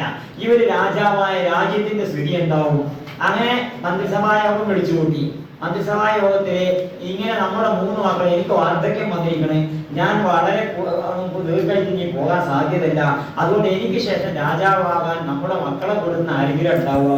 അവർക്കാണെങ്കിൽ വിദ്യാഭ്യാസമല്ല, ഒരു സദ്ഗുണവും ഇല്ല. അങ്ങനത്തെ മക്കളെ സദ്ഗുണ സമ്പന്നരാക്കി വിദ്യാസമ്പന്നരാക്കി മാറ്റാൻ എന്ത് ചെയ്യും എന്ന വിഷയത്തെ പറ്റി ചർച്ച നടത്തിയപ്പോൾ ഒരു വനിതാ മന്ത്രി, ഒരു സുനിതാമലന്റെ ഒരു വനിതാ മന്ത്രി എണീറ്റ് വന്നിട്ട് പറഞ്ഞു, മഹാരാജാവേ, നമ്മുടെ നാട്ടിൽ വിഷ്ണു ശർമ്മ എന്ന ഒരു പണ്ഡിതനുണ്ട്. അദ്ദേഹത്തെ നിങ്ങളുടെ മക്കളെ ഏൽപ്പിച്ചാൽ അദ്ദേഹം മക്കളെ നല്ല സൽഗുണ സമ്പന്നരാക്കി വിദ്യാസമ്പന്നരാക്കി തരും. അതിന് അദ്ദേഹത്തെ വരുത്താറുണ്ട്. വിഷ്ണു ശർമ്മ എന്ന പണ്ഡിതൻ വന്നു, വളരെ രാജാവിന്റെ മുമ്പിൽ വന്നിട്ട് ഇങ്ങനെ നിന്നു. രാജാവ് പറഞ്ഞു, നമ്മുടെ 3 മക്കളാണ്, 3 മക്കൾക്കും വിദ്യാഭ്യാസമല്ല, ഒരു സൽഗുണമല്ല. അവരെ പഠിപ്പിച്ചൊന്ന് ഗുണമുള്ളവരാക്കിയിട്ടും വിദ്യയുള്ളവരാക്കിയിട്ടും മാറ്റുകയാണെങ്കിൽ എന്റെ രാജ്യത്തിന്റെ പകുതി അങ്ങേക്ക് തരുന്ന. വിഷ്ണു ശർമ്മ പറഞ്ഞു, വിദ്യ വിലക്ക് വിൽക്കുന്നവനല്ല ഈ വിഷ്ണു ശർമ്മ, എന്നാലും അങ്ങയുടെ മക്കളെ തരും, ഞാൻ ശരിയാക്കി തരാറ്. അങ്ങനെ 3 കുട്ടികളെയും കൊണ്ടുപോയിട്ട് എല്ലാ വിജ്ഞാന ശാഖകളിലും പ്രധാനപ്പെട്ട വിജ്ഞാന തത്വങ്ങളും സിദ്ധാന്തങ്ങളും ഒക്കെ കഥാരൂപത്തിലാക്കിയിട്ട് കുട്ടികളെ പഠിപ്പിച്ചു. 6 മാസം കൊണ്ട് കുട്ടികള് നല്ല സൽഗുണമുള്ളവരായി നല്ല വിദ്യയുള്ളവരായിട്ട് മാറി എന്നാണ് കഥ. അങ്ങനെയാണ് പഞ്ചതന്ത്രം ഉണ്ടാവുന്നത്. കേട്ടോ, പഞ്ചതന്ത്രം എത്രമാത്രം കുട്ടികളെ സ്വാധീനിക്കും, നമ്മളെ സ്വാധീനിക്കും, നമുക്ക് ആശയങ്ങൾ നൽകും, നമുക്ക് ഭാഷാപ്രയോഗങ്ങൾ നൽകും എന്നതിന്റെ ഉദാഹരണമായിട്ടാണ് ഈ പറഞ്ഞത്. അതുകൊണ്ട് പഞ്ചതന്ത്രം കഥകൾ നിങ്ങൾ വാങ്ങണം, വാങ്ങിയിട്ട് നിങ്ങൾ വായിക്കണം. ഞാൻ എന്തെങ്കിലും ഒരു ദിവസം 2-3 ആഴ്ച കഴിഞ്ഞാൽ ഉസ്താദിനെ ഫോൺ ചെയ്ത് ചോദിക്കും, അല്ല കുട്ടികൾ പഞ്ചതന്ത്രം വാങ്ങിക്കണോ എന്ന് ചോദിക്കും. അപ്പോൾ യെസ് എന്ന ഉത്തരം എനിക്ക് കിട്ടണം. ഞാനായാലും മതി, ഓക്കെ എന്നാണെങ്കിലും മതി, എന്നാലും വേണ്ട, അത് കിട്ടണം. അപ്പൊ അതുകൊണ്ട് ഞാൻ പഞ്ചതന്ത്രത്തിലൊരു കഥ, ഈ സ്വഭാവ സംസ്കരണമായിട്ട് ബന്ധപ്പെട്ട ഒരു കഥ പറയാൻ വേണ്ടിയിട്ടാണ് തുടങ്ങിയത്. ഒരു കുറുക്കണ്ടായിരുന്നു. കുറുക്കൻ ഇങ്ങനെ പാഞ്ഞു പോകുമ്പോൾ നീലം കരക്കി വെച്ച ഒരു വലിയ പാത്രം, നീലം എന്ന് പറഞ്ഞാൽ കറിയില്ലേ, അപ്പൊ ഈ സൂപ്പർ വെയിറ്റൊക്കെ മുക്കണിക്ക് പകരം പണ്ടത്തെ കാലത്ത് നീലം മുക്കല് അങ്ങനെ കരക്കിയാണ്ട് പിന്നെ വെള്ളക്കുപ്പായൊക്കെ അങ്ങനെ മുക്കല്. അപ്പൊ നീലം കരക്കി വെച്ചില്ല. അങ്ങനെ കുറുക്കൻ ഓടി കോടിന്റെ ഇടയിൽ അയക്കാണ് വീണു. അയക്ക് വീണപ്പോ ശരീരമൊക്കെ നീല നിറായി. അപ്പൊ വീണത് വിദ്യയാക്കാൻ നിന്നുള്ളത് വീണത് വിദ്യാക്ക, കുറുക്കൻ വീണത് വിദ്യാക്ക തീരുമാനിച്ചു. കുറുക്കൻ ഇങ്ങനെ നീരായിട്ട് ഇങ്ങനെ ശരിയാണ് കാട്ടിലേക്ക്. അപ്പൊ സിംഹം ഇങ്ങനെ സിംഹാസനത്തിൽ ഇരിക്കുന്നുണ്ട്. അപ്പൊ എല്ലാവരും ഇങ്ങനെ കുറുക്കനെ കണ്ടപ്പോ ഇങ്ങനെ മണ്ണ് നിർമ്മിച്ചാണ്, എന്താണ് ഇവരൊരു ജീവി, ഇതൊരു വിചിത്ര ജീവിയാണല്ലോ, ഇങ്ങനത്തെ ജീവി കാട്ടിലില്ലല്ലോ, ഞങ്ങൾ ഇവരെ കണ്ടിട്ടില്ലല്ലോ എന്നുള്ള നിലക്ക് ഇങ്ങനെ നോക്കുക. അപ്പൊ കുറുക്കൻ ചെന്നിട്ട് പറഞ്ഞു സിംഹത്തോട്, എതിരെ ഞാൻ ഇന്ദ്രഭഗവാന്റെ അടുത്ത് നിന്ന് വരികയാണ്, എന്നെ ഇന്ദ്രഭഗവാൻ ഈ കാട്ടിലെ രാജാവാക്കിയിരിക്കുന്നു, അതുകൊണ്ട് സിംഹം ഇറങ്ങണം എന്നാണ്. അപ്പൊ സിംഹം ഇന്ദ്രഭഗവാന്റെ അടുത്ത് വന്നാൽ പിന്നെ സിംഹത്തിന് പോയല്ലോ. അങ്ങനെ സിംഹം താഴെ ഇരുന്നു. അങ്ങനെ കുറുക്കൻ അവിടെ കയറിയിരുന്ന് സിംഹാസനം കുറുക്കാസനമായി. അങ്ങനെ സിംഹാസനം കുറുക്കാസനായി. അങ്ങനെ ബാക്കിയുള്ളവരൊക്കെ വെച്ചുകൊണ്ടിരിക്കുക കുറുക്കനെ. അതിനിടയിൽ ദൂരത്ത് നിന്ന് കുറുക്കന്മാർ ഓടിയോട്ടിനെ ഒച്ച കേട്ടപ്പോ കുറുക്കൻ നീട്ടിട്ട് അങ്ങോട്ട് ഓടിയോട്ടി. അതോടുകൂടി സിംഹത്തിന് മനസ്സിലായി ഇതൊരു കുറുക്കനാണ് നമ്മളെ സ്വീപ്പാക്കിയത്. സിംഹം നമ്മുടെ ഒരൊറ്റ തല്ല് കയ്യോട് അങ്ങനെ കുറുക്കൻ അവിടെ കിടന്ന് ചത്തു. ഇപ്പൊ എന്ത് ഇവിടെ ഉണ്ടായത്? നമ്മുടെ സ്വഭാവം പെരുമാറ്റം എത്ര നമ്മൾ ട്രെയിൻ ചെയ്ത് നന്നാക്കാൻ ശ്രമിച്ചിട്ടുണ്ടെങ്കിലും ചില സന്ദർഭങ്ങൾ വരുമ്പോൾ വീണ്ടും അത് പ്രത്യക്ഷപ്പെടാം. പ്രകൃതം അങ്ങനെയാണല്ലോ പ്രകൃതം. അപ്പൊ അതുകൊണ്ട് കൂടുതൽ നന്നായിട്ട് നമ്മൾ പരിശ്രമിച്ചുകൊണ്ട് നമ്മുടെ സ്വഭാവത്തെ മാറ്റിയെടുക്കാൻ, നമ്മളിലുള്ള വൈകല്യം എന്താണ് എന്ന് അറിഞ്ഞുകൊണ്ട് അതിനെ പരിവർത്തിപ്പിക്കാൻ. അപ്പോൾ കലാലയത്തിൽ നിങ്ങൾക്കുണ്ടാവുന്ന സ്പിരിച്വൽ ഗ്രോത്ത്, ആത്മീയമായിട്ടുള്ള വളർച്ചയ്ക്ക് നിങ്ങൾക്ക് ട്രെയിനിങ് ആവശ്യമാണ്, നിങ്ങളെ ശ്രദ്ധിക്കൽ ആവശ്യമാണ്, നിങ്ങൾക്ക് ഉപദേശം ആവശ്യമാണ്, നിങ്ങൾക്ക് പരിശീലനം ആവശ്യമാണ്. അതും ഇത്തരം സ്ഥാപനങ്ങൾ കൂടി നടക്കുക. കുടി നടക്കൂല, കുടി എന്ന് പറഞ്ഞാലും വാപ്പാറിനാലും ഇപ്പൊ എത്ര കേൾക്കാം. എനിക്ക് എന്തെങ്കിലും പറയുമ്പോൾ ദേഷ്യം പിടിച്ചാണെന്ന് പറഞ്ഞാൽ എന്തെങ്കിലും പറയണ്ടാവും, ആ ദേഷ്യം പിടിച്ചാണ്, ഓമിനിയും ദേഷ്യം പിടിച്ചോണെന്ന് കേൾക്കാം. അപ്പൊ ഇങ്ങനെയുള്ള നമ്മളിൽ എന്തൊക്കെ കുറവുണ്ട്, ഇങ്ങനെ മനുഷ്യനെ നന്നാക്കലാ വിദ്യാഭ്യാസം. വിദ്യാഭ്യാസം എന്ന് പറഞ്ഞാൽ ഈ മനുഷ്യൻ തന്നെ അങ്ങനെയുണ്ടോ? മനുഷ്യൻ തന്നെ ഒരുപാട് ദോഷങ്ങളുള്ളവനാ. രണ്ടുണ്ട്, പുല്ലുപനി ആദമ കർത്താവുകയാണല്ലേ. എല്ലാവരിലും തെറ്റുകളുണ്ടാവും, കുറ്റങ്ങളുണ്ടാവും. അത് പ്രവാചകന്മാരൊക്കെ മഴസൂമികളായിട്ടുള്ള ഒരു അതിന് വ്യത്യസ്തമായിരിക്കും. അല്ലാതെ സാധാരണ മനുഷ്യന്മാർ പറഞ്ഞാൽ പലതരം. അത് ജനിച്ചു വരുന്ന സമയത്ത് നമ്മളെ പ്രകൃതി എങ്ങനെയാ, ഈ പ്രകൃതിയെ നന്നാക്കാൻ പറ്റുന്നതിന് തെളിവാണ് ഹസ്സിനും അഖലാഖും. റസൂലുള്ളാഹി സ്വല്ലല്ലാഹു അലൈഹി വസല്ലം പറഞ്ഞിട്ടാണ് നിങ്ങളുടെ സ്വഭാവത്തെ നന്നാക്കണം. നന്നാക്കാൻ വയ്ക്കുന്നതിന്റെ അർത്ഥം അല്ല, അതുപോലെ പറയില്ലല്ലോ. അതുകൊണ്ട് സ്വഭാവ സംസ്കരണം എന്നത് വിദ്യാഭ്യാസ സ്ഥാപനത്തിൽ നമുക്ക് കിട്ടേണ്ട ഏറ്റവും വലിയൊരു ഗുണമാണ്. അതിനെന്ത് വേണം? നമ്മളിൽ എന്തൊക്കെ ദോഷങ്ങളുണ്ട്, എന്തൊക്കെ വിചിത്രതകളുണ്ട്, എന്തൊക്കെ വൈകല്യങ്ങളുണ്ട് എന്ന് ശ്രദ്ധിച്ച് മനസ്സിലാക്കി അതിനെ മാറ്റിയെടുക്കാനുള്ള സംവിധാനം ഉണ്ടാവും. അപ്പൊ അത് വിദ്യാഭ്യാസത്തിന്റെ ലക്ഷ്യത്തിൽ മൂന്നാമത്തതാണ് നമ്മുടെ സ്പിരിച്വൽ ഗ്രോത്ത്.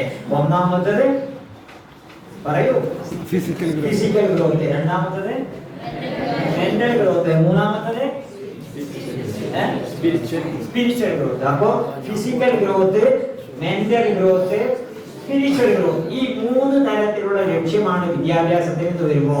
നമ്മളിൽ സ്പിരിറ്റ് ഉണ്ട്, ആത്മാവുണ്ട് നമുക്ക് അറിയണ്ടേ? അത് സ്കൂളിൽ പോയാൽ കിട്ടുമോ? കോളേജിൽ പോയാൽ കിട്ടുമോ? മെഡിക്കൽ കോളേജിൽ പോയാൽ കിട്ടുമോ? എഞ്ചിനീയറിംഗ് കോളേജിൽ പോയാൽ കിട്ടുമോ? MBBS കാരനായ കിട്ടുമോ? MA കാരനായ കിട്ടുമോ? IAS കാരനായ കിട്ടുമോ? കിട്ടൂല. കാരണം ആത്മാവ് മനുഷ്യനുണ്ട് എന്നത് അവരുടെ വിദ്യാഭ്യാസ സങ്കല്പത്തിലില്ല. അമേരിക്കയിൽ പോയാലും കിട്ടില്ല, റഷ്യയിൽ പോയാലും കിട്ടില്ല, ചൈനയിൽ പോയാലും കിട്ടില്ല. മനുഷ്യന് ആത്മാവുണ്ട് എന്ന വിദ്യാഭ്യാസം എന്ന വിവരം മനുഷ്യനെ കൃത്യമായിട്ട് ഡിഫൈൻ ചെയ്യുന്നില്ല. നിങ്ങളെ പറ്റി നിങ്ങൾ അറിയുന്നില്ല, എന്നെ പറ്റി ഞാൻ അറിയുന്നില്ല. സെക്യുലർ എഡ്യൂക്കേഷൻ നൽകപ്പെടുന്ന വിദ്യാഭ്യാസ സ്ഥാപനത്തിൽ പോയിട്ടുണ്ടെങ്കിൽ നിങ്ങൾ നിങ്ങളെ അറിയുന്നില്ല, ഞാൻ എന്നെ അറിയുന്നില്ല, പിണറായി വിജയൻ അദ്ദേഹത്തെ അറിയുന്നില്ല, നരേന്ദ്രമോദി അദ്ദേഹത്തെ അറിയുന്നില്ല, അമേരിക്കൻ പ്രസിഡന്റ് പുതിയ പ്രസിഡന്റിന്റെ പേര് ജോ ബൈഡൻ. മറ്റേക്കും ഏതായാലും എന്ത് പഠിച്ചാലും അറിയില്ല, തിരിച്ചു തോന്നുന്നുണ്ട്, എവിടുന്നും പഠിച്ചില്ല. അപ്പൊ അതിനെന്ത് വേണം? അതാണ് ഇവിടുന്ന് പഠിപ്പിക്കുക. ഇവിടെ മനുഷ്യൻ എന്ന് പറഞ്ഞാൽ അത് ഞാൻ എന്റെ നിങ്ങളുടെ രക്ഷിതാക്കൾക്ക് പറഞ്ഞിട്ട് കഥണ്ട്, രക്ഷിതാക്കളോട് സംസാരിച്ചു പറഞ്ഞിട്ട് കഥണ്ട്. ഒരു അമേരിക്കയിലെ വലിയ ഹഡ്സൺ എന്ന പേരിൽ ചിന്തകൻ, ഹഡ്സൺ, അദ്ദേഹം എഴുത്തുകാരനാണ്, സാഹിത്യകാരനാണ്. അദ്ദേഹത്തിന്റെ ചെറുപ്പകാലത്തെ സംബന്ധിച്ച് പറയുന്നുണ്ട്. ചെറുപ്പകാലത്ത് അദ്ദേഹം സ്കൂളിലൊക്കെ പഠിച്ചിരുന്ന കാലത്ത് അദ്ദേഹം പറയാണ്, ഞാൻ സ്കൂളിൽ പഠിച്ചിരുന്ന സമയത്ത് എന്നെ പഠിപ്പിക്കുന്ന ഒരു മാഷ് ഉണ്ടായിരുന്നു. മാഷിക്ക് ഒരു നായ ഉണ്ടായിരുന്നു. മാഷ് വരുന്നിടത്തൊക്കെ നായും വരും. അപ്പൊ സ്കൂളിൽ നായും മാഷൊപ്പം വരും. മാഷ് പോണ ക്ലാസ്സിലും നായ വരുന്നൊരു ഭാഗത്തിരിക്കും. അങ്ങനെ നായ അങ്ങനെ വലിയ പ്രിയപ്പെട്ട നായായി, കുട്ടികൾക്കൊക്കെ പ്രിയപ്പെട്ട നായായി. അങ്ങനെ കുട്ടികളും നായും തമ്മിൽ വല്ലാത്ത ഫ്രണ്ട്ഷിപ്പ്. അങ്ങനെ ഇരിക്കുമ്പോ നായയുടെ ചത്തു. നായ ചത്തതോടുകൂടി കുട്ടികളൊക്കെ കരയാൻ തുടങ്ങി. കുട്ടിയെ ഫ്രണ്ട്സ് മരിച്ചപ്പോഴാണല്ലോ കൂടുതൽ നിലവിളിച്ചാൽ ആണെങ്കിൽ അത്രയൊന്നും ഇപ്പം ഉണ്ടാകില്ല. ഏതായാലും ഫ്രണ്ട്സ് ആണല്ലോ വലിയത്, ഫ്രണ്ട്ഷിപ്പല്ലേ വലിയത്. ഏതായാലും അങ്ങനെ ഫ്രണ്ട്ഷിപ്പ്, ആ നായയോടുള്ള ഫ്രണ്ട്ഷിപ്പ് അല്ലാതെ അവരെ മനസ്സിൽ സ്വാധീനിച്ചപ്പോൾ നായ ചത്തപ്പോൾ എല്ലാവരും കരയാൻ തുടങ്ങി. അങ്ങനെ നായ തന്നെ കുടിച്ചിട്ട് വന്നതിന് ശേഷം കുട്ടികളെ കുടിച്ചാണ് മാഷ് പറഞ്ഞ കുട്ടികളെ എന്തിനാണ് നിങ്ങൾ ഇങ്ങനെ വിളിച്ചത്? Everyone will die and will be buried in this dog. എല്ലാവരും മരിക്കും, ഈ നായയെ കുറിച്ചിട്ട് മാതിരി കൊണ്ടുപോയി കുഴിച്ചു. അങ്ങനെയാണ് സമാധാനം. അങ്ങനെയാണ് പറയുക, സമാധാനത്തിനല്ലേ പറയാം. നമ്മളെ കാര്യം മരിച്ചിട്ട് നമ്മൾ വിളിച്ചപ്പോൾ ഇച്ചെന്തിനാ അങ്ങനെ കാര്യം എല്ലാവരും മരിച്ചു എന്നല്ലേ പറയാം. അപ്പൊ നമുക്ക് സമാധാനമായി മരിച്ചില്ലേ, അപ്പൊ ഞാൻ മരിച്ചു, അപ്പൊ സമാധാനമായില്ലേ. പരീക്ഷയിൽ പോയിട്ട് തോറ്റാല് ഒരിടത്ത് പറയാം ഇച്ചെന്തിനാ വല്ലാതെ വിഷമികളെ എത്ര ആൾ വേറെ ഇപ്പൊ തോൽവി കുറവാണ്. ഇവിടെ കേൾക്കാൻ നിൽക്കണ്ടാരും കേൾക്കുന്ന വിചാരിച്ചാണ് ആരും ഇരിക്കണ്ട ജയിക്കുന്ന വിചാരിച്ച് തന്നെ പഠിച്ചോടി. ഏതായാലും യുദ്ധക്കാരനെ തോൽക്കാനാണല്ലോ പണി, തോൽക്കാൻ അതിനല്ലേ പണി, ജയിക്കാനല്ലല്ലോ പണി. ഏതായാലും അങ്ങനെ പിന്നെ മാഷ് എല്ലാവരും വിളിച്ചുകൊണ്ടിരിക്കുക, എല്ലാവരോടും പ്രസംഗിച്ചപ്പോ പറഞ്ഞേ everyone will die and will be buried in the lake this dog. എല്ലാവരും ചാവും, ഈ നായിനെ കുറിച്ചിട്ട് മാതിരി കൊണ്ടുപോയി കുഴിച്ചു. അപ്പൊ അക്ഷരന്റെ സങ്കടം കൂടി. ഞാനിങ്ങനെ ആലോചിക്കാൻ തുടങ്ങി, ഞാൻ ആരാണ്, ഞാനും നായൊരു മതിയാണ്. എന്നാ പിന്നെ മനുഷ്യനും മൃഗങ്ങളും തമ്മിൽ എന്താ വ്യത്യാസമുള്ളത്? എൻ്റെ അച്ഛനും എൻ്റെ അമ്മയും എന്നെ പഠിപ്പിക്കുന്ന അധ്യാപകരും ഞാനും നായും ഒരു മതിയാണെങ്കിൽ എന്താ ഒരു കപ്പുള്ളത്? മനുഷ്യനെന്താ പ്രത്യേകത എന്ന് ആലോചിച്ചുകൊണ്ട് വല്ലാതെ വിഷമിച്ച് സങ്കടം കൂടി. പെരി പോയി ഇങ്ങനെ സങ്കടപ്പെട്ടിരിക്കുമ്പോൾ അമ്മ വന്ന് ചോദിച്ചു, എന്തേ മോനെ പറ്റിയത്? സ്കൂളിൽ വല്ല പണിഷ്മെന്റ് കിട്ടിയോ? സ്കൂളിൽ ചീത്ത കേട്ടോ, മാഷേന്റെ ചീത്ത പറഞ്ഞോ, എന്തേ പറ്റിയത്? ചീത്ത കേട്ടതും പണിഷ്മെന്റ് കിട്ടിയതൊന്നും അല്ല അമ്മേ, ഞങ്ങൾ മാഷക്ക് ഒരു നായ ഉണ്ടായിരുന്നു, നായി ഞങ്ങൾ തമ്മിൽ വല്ലാത്ത അടുപ്പത്തിലായിരുന്നു. അങ്ങനെ നായി ചത്തപ്പോൾ നായിനെ കൊണ്ടുപോയി കുഴിച്ചിട്ടു. എന്നിട്ട് ഞങ്ങൾ കരയാൻ തുടങ്ങി. കാരണവും മാഷ് പറഞ്ഞത് everyone will die and will be buried in this dog. എല്ലാവരും ചാവും, ഈ നായിനെ കുഴിച്ചിട്ട മാതിരി കൊണ്ടുപോയിട്ട് കുഴിച്ചിട്ടാ പറഞ്ഞത്. അപ്പൊ എനിക്ക് വല്ലാത്ത സങ്കടമായി. മനുഷ്യനും നായ്ക്കളും തമ്മിൽ മൃഗങ്ങളും തമ്മിൽ വ്യത്യാസമൊന്നും ഇല്ല ആലോചിച്ച് വിഷമിക്കാണ് ഞാൻ. അപ്പൊ അമ്മ പറഞ്ഞു, what your master told half of it truth and half is untruth. എന്റെ മാസ്റ്റർ പറഞ്ഞത് പൗതി സത്യവും പൗതി അസത്യവുമാണ്. Everyone has a soul and the soul will continue to live forever. എല്ലാവരിലും ഒരു ആത്മാവുണ്ട്, ആ ആത്മാവ് അനശ്വരമാണ്, എന്നും നിലനിൽക്കുന്നതാണ്. അതുകൊണ്ട് മോൻ വിഷമിക്കട്ട. അപ്പൊ അപ്പോഴാണ് എനിക്ക് മനസ്സിലായത് ഞാൻ ആരാണ്, ഞാൻ ആരാണ്, ഞാൻ എത്ര വലിയവനാണ്, ഞാൻ എറ്റേണലാണ്, ഞാൻ ഇമ്മോർട്ടലാണ്, ഞാൻ അനശ്വരനാണ്, എന്റെ ജീവിതം ശാശ്വതമാണ്, ഇവിടെ മരിച്ചാലും അവസാനിക്കണില്ല.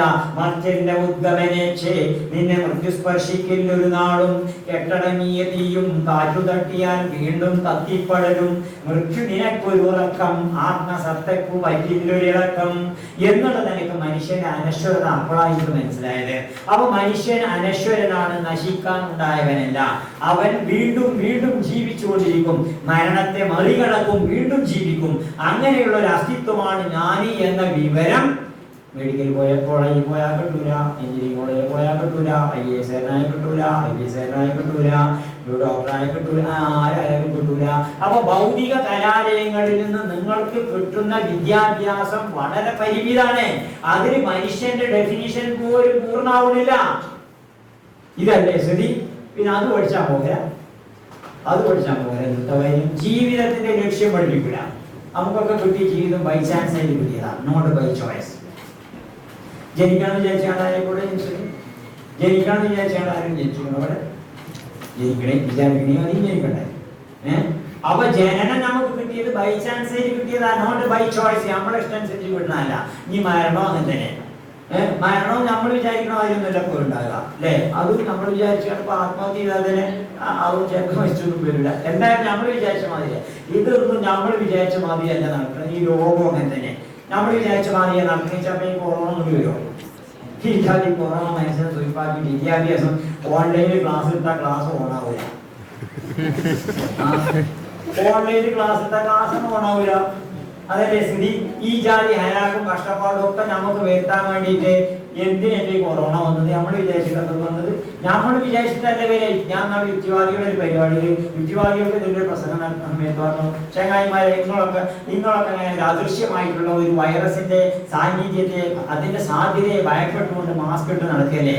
അദൃശ്യമായ ഒരു വൈറസിനല്ല ഭയപ്പെടുന്നത്, അദൃശ്യമായിട്ടുള്ള ഒരു വൈറസ് ഉണ്ടായിരിക്കാനുള്ള സാധ്യതയെ ഭയപ്പെട്ടുകൊണ്ട് നിങ്ങൾ മാസ്ക് ഇട്ട് നടക്കണില്ലേ? നിങ്ങൾ ഡിസ്റ്റൻസ് ഉണ്ടാക്കണില്ലേ? നിങ്ങൾ ലോക്ക്ഡൌൺ ഉണ്ടാക്കണില്ലേ? നിങ്ങൾക്ക് എന്തുകൊണ്ട് അദൃശ്യമായിട്ടുള്ള ഒരു ദൈവത്തിന്റെ സാന്നിധ്യത്തെ ഭയപ്പെട്ടുകൊണ്ട് ഒന്ന് പഠിച്ചവനെ കുറിച്ചാണ് ജീവിച്ചത്? ഇത് കണ്ടിട്ട് അപ്പോ ആരെയും വൈറസിനെ കണ്ട് ആരെയും കൊറോണയെ കണ്ടിട്ടല്ലോ. പറയുന്നത് ഒരു കൊറോണ ഉണ്ട്, അത് ഇതിലേക്ക് ഉണ്ടാവുള്ളൂ, മാസ്ക് ഇട്ട് കൊടുക്കാന്നാണ് ആ ഒരു സങ്കല്പത്തിന്റെ പേരിൽ ഇങ്ങോട്ട് നടക്കലിപ്പോ നമ്മള്. അപ്പൊ അദൃശ്യമായിട്ടുള്ള ഒരു വൈറസിന്റെ സാധ്യതയെ ഭയപ്പെടുന്ന നിങ്ങൾ അദൃശ്യനായ ഒരു ദൈവത്തിന്റെ സാധ്യതയെ എന്ത് ഉറപ്പിക്കണ്ട, സാധ്യതയെ ഭയപ്പെട്ടൂടെ? പറഞ്ഞെന്താ വെച്ചാല് നമ്മൾ വിചാരിച്ച മാതിരി ഒന്നും നല്ലതും നടക്കുക, അതൊക്കെ നമ്മളെ കൺട്രോളല്ല, ഒന്നും നമ്മളെ കൺട്രോളല്ല. ഇതൊക്കെ കൺട്രോൾ ചെയ്യുന്ന ഒരു പടച്ചോണ്ടല്ലോ, ആ പടച്ചോനെ നമ്മൾ അറിയണ്ടേ. നമ്മുടെ നാട്ടിൽ പഞ്ചായത്തിന് പ്രസിഡന്റ് വേണമെങ്കിൽ ഈ പഞ്ചായത്തിന് ചെയ്യാൻ കഴിയില്ല. നമ്മുടെ നാട്ടിൽ താലൂക്കിന് തഹസിൽദാരിനെയും വലിയ കണക്കില്ല, ജില്ലക്ക് ഒരു കലക്ടർ വേണമെങ്കിൽ വലിയ കണക്കില്ല, സ്റ്റേറ്റിന് ഒരു മുഖ്യമന്ത്രിയും ഗവർണറും വലിയ കണക്കില്ല. എല്ലാവർക്കും നടക്കുന്നൊന്നും ഉണ്ടാവില്ല. ഏതായാലും ഒരു വ്യവസ്ഥ ഉണ്ടല്ലോ, ഒരു ചിട്ടുണ്ടല്ലോ. പിന്നെ ഒരു പ്രധാനമന്ത്രി വേണം, പല രാജ്യവും വലിയേക്കും, അതും അങ്ങനെയൊക്കെ തന്നെ. പക്ഷെ എന്നാലും ഒരു ചിട്ടി വ്യവസ്ഥ ഉണ്ടാവണമല്ലോ രാജ്യത്തിന്. അത് വ്യത്യസ്തമായിട്ടുള്ള വകുപ്പുകളൊക്കെ കൊടുത്ത് വീതിച്ചു കൊടുത്ത് വിദ്യാഭ്യാസം അയാൾ നോക്കട്ടെ, മറ്റത് ഇയാൾ നോക്കട്ടെ, ആരോഗ്യ ഇയാൾ നോക്കട്ടെ, ഇങ്ങനെയൊക്കെ വേണമല്ലോ. അപ്പൊ ഇങ്ങനെയുള്ള ഒരു സിസ്റ്റത്തിലെ ലോകത്ത് ഏതൊരു രാജ്യവും നടക്കുമെങ്കിൽ ഈ പ്രപഞ്ചം സിസ്റ്റമാറ്റിക്കായിട്ട് നടക്കുന്നുണ്ടല്ലോ. അപ്പൊ പ്രപഞ്ചത്തിൽ ഒരു ഭരണാധികാരി വേണ്ടേ? ആ ഭരണാധികാരിയെ പറ്റി നമ്മൾ അറിയണ്ടേ? ഈ വിവരം കിട്ടുക, ബാക്കി പലരും നമുക്കറിയാം. പക്ഷെ ഈ ലോകത്തിന്റെ സർക്കാരിനെ പറ്റി നമുക്കറിയില്ല. പിന്നെ എന്താ ജീവിതത്തിന്റെ അർത്ഥം? അപ്പൊ അതുകൊണ്ട് ഞാൻ പറഞ്ഞു വന്നത് എന്താന്ന് വെച്ചാൽ, നിങ്ങളുടെ സിലബസ്, നിങ്ങളുടെ ഈ വിദ്യാഭ്യാസത്തിന്റെ നിങ്ങളുടെ കോഴ്സ്, ഈ സ്ഥാപനം, ഇതിന്റെ മാനേജ്മെന്റ് തയ്യാറാക്കിയിട്ടുള്ള പാഠ്യപദ്ധതി ഉണ്ടല്ലോ, ആ പാഠ്യപദ്ധതി അതിന്റെ അവസാനം വരെ നിങ്ങൾ ശീലിക്കുമ്പോഴാണ്, നിങ്ങൾ പഠിക്കുമ്പോഴാണ് നിങ്ങൾ നല്ല മനുഷ്യനാകുക. മറ്റൊരു ജീവിക്കാൻ ആവശ്യമായിട്ടുള്ള സർട്ടിഫിക്കറ്റ് കിട്ടും, ജീവിതം എന്താണെന്ന് ചെയ്യണമെന്നില്ല. ജീവിതം നമ്മൾ അറിയില്ല. What is the goal of life? What is the goal of life? ജീവിതത്തിന്റെ ലക്ഷ്യം എന്താണ് എന്നറിയില്ല. ഒരു നിശ്ചയമില്ല ഒന്നിനും. വരുമോരോ ദശ വന്ന പോലെ തോന്നും. അരയുന്നു മനുഷ്യരേതിനോ തിരിയാ ലോക രഹസ്യമാകും ആരുമേ. എങ്ങു നിന്നോ പുറപ്പെട്ടു എങ്ങോട്ടോ മുഖമാക്കിയും എന്തിനെന്നാലും മോതാതെ പോകുന്നു മറ്റ് ജീവിതം. ഈ അവസ്ഥയിലാണ് ഉണ്ടാവുക.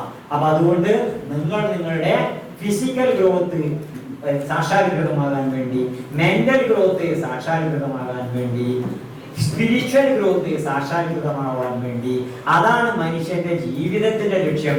ഈ ഭൂമിയിൽ വന്ന ലക്ഷ്യം തന്നെ വിദ്യാഭ്യാസത്തിന്റെ ലക്ഷ്യം എന്ന് മനസ്സിലാക്കിയിട്ട് ഈ വിദ്യാഭ്യാസ സമ്പ്രദായത്തിൽ മുഴുവനും വിശ്വാസം അർപ്പിച്ച് നിങ്ങൾ പൂർണ്ണമായി എല്ലാ സമയത്തും നിരന്തരമായി അന്വേഷിക്കണവരെ, നിരീക്ഷിക്കണവരെ, അതാണ് വിദ്യാഭ്യാസം എന്ന് അറിഞ്ഞുകൊണ്ട് ഇവിടുത്തെ സിലബസ് ഉപയോഗപ്പെടുത്തി, ഇവിടുത്തെ ലൈബ്രറി ഉപയോഗപ്പെടുത്തി, ഇവിടുത്തെ സൗകര്യങ്ങൾ ഉപയോഗപ്പെടുത്തി വളരാൻ ശ്രമിക്കുക. അല്ലാഹു സുബ്ഹാനഹു വ തആല തൗഫീഖ് പ്രദാനം ചെയ്യട്ടെ.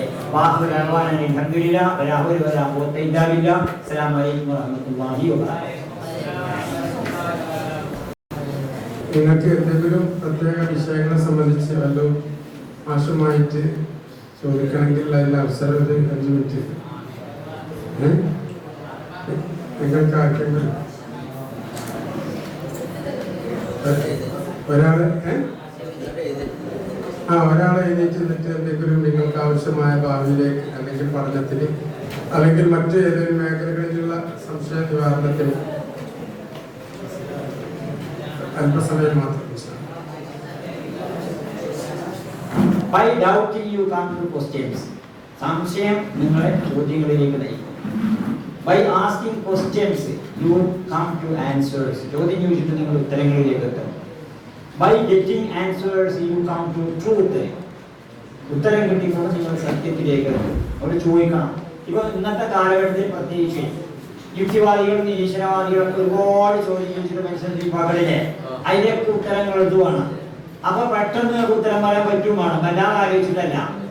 അങ്ങനെ ഉത്തരം പറയാൻ പറ്റണമെങ്കിൽ നാളെ ഞാൻ ജാമ്യയിൽ യുക്തിവാദികൾക്ക് എങ്ങനെ മറുപടി പറയണം എന്നുള്ള ചർച്ചയ്ക്ക് ഒരു പരിപാടിക്ക് എന്നോട് ചെയ്യും. അപ്പൊ ഞാൻ പറഞ്ഞു, ഞാൻ ഈ സോഷ്യൽ മീഡിയ ഒന്നും വല്ലാതെ ഉപയോഗിക്കുന്നില്ല, ചെറിയൊരു ഫോണൊന്നുമില്ല കേട്ടോ, ഈ ജാതി സാധനങ്ങൾ കുറിച്ചാലും മതി. പിന്നെ ക്ലാസ് എടുക്കേണ്ടി വന്നപ്പോൾ പിന്നെ വാട്സപ്പൊക്കെ പോകണുണ്ടാവും, ഉണ്ട്.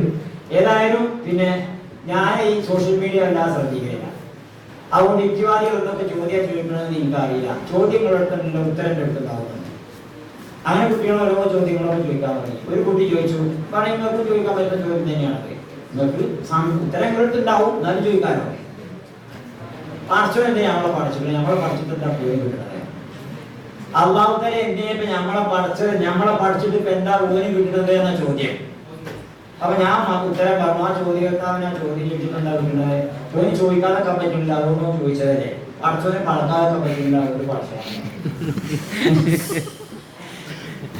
അപ്പൊ ഞാൻ പറഞ്ഞതെന്ന് വെച്ചാൽ അങ്ങനെ ചോദ്യം ചോദിക്കുമ്പോഴാണ് ഉത്തരം വരാൻ. ഞങ്ങൾ ഇസ്ലാമിന് രണ്ടാമതായിട്ടാണ്, നിങ്ങൾ ആരെങ്കിലും അവസാനം ആളെ കിട്ടും. അപ്പൊ ഞങ്ങളെ ഇസ്ലാം മുസ്ലിങ്ങളായിട്ട് രണ്ടാം സ്ഥാനത്തായിട്ട് കാണുന്നത് എന്താ? ഞങ്ങളെ ഇസ്ലാം അങ്ങനെ രണ്ട് തട്ടിലായിട്ട് കാണുന്നുണ്ടോ? ഇതൊരു പരിഹാരം നടത്തി കുറച്ച് ആളുകൾ അല്ലേ സാഹിബിന് ഒരു സമയത്ത് കാണികളുന്ന ആളുകളൊക്കെ എന്താണ് ഈ മറുപടി?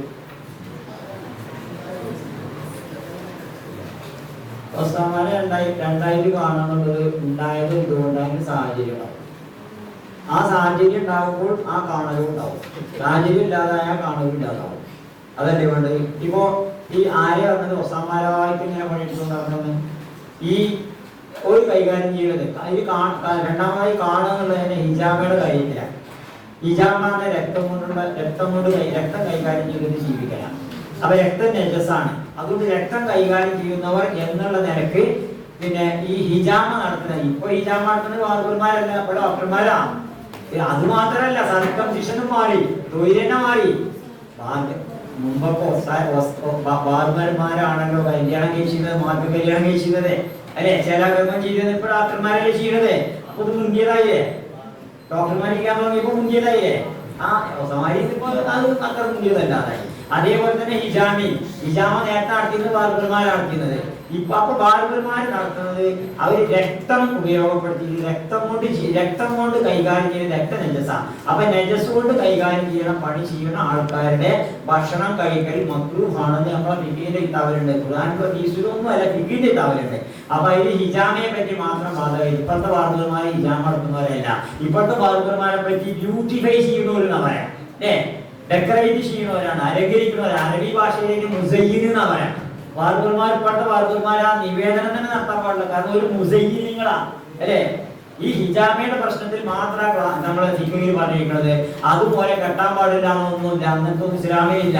റസൂൽ സല്ലല്ലാഹു അലൈഹി വസല്ലമയുടെ കാലഘട്ടത്തിൽ ഹിന്ദു എന്ന് പറഞ്ഞൊരു പെണ്ണിനെ, അത് ഇന്ന് തുടങ്ങിയൊന്നല്ല, ഈ ജോലി ഉണ്ടാവുന്ന സ്വാഭാവികമായിട്ട് ഉണ്ടാവുന്നതാണ്. അപ്പൊ ഹിന്ദു പറഞ്ഞൊരു പെണ്ണിനെ കഴിഞ്ഞാൽ ഭർത്താവ് വരാൻ താമസത്തിൽ അവള് ബാർബറ എന്നുള്ള കാരണത്താൽ കല്യാണം വരാൻ നോക്കി. റസൂൽ സല്ലല്ലാഹു അലൈഹി വസല്ലം ഇടപെട്ടോടെ ഹിന്ദിനെ ഒരാളെ കൊണ്ട് കല്യാണം കഴിപ്പിച്ചു. അതൊക്കെ ഇസ്ലാമിന്റെ ചരിത്രം.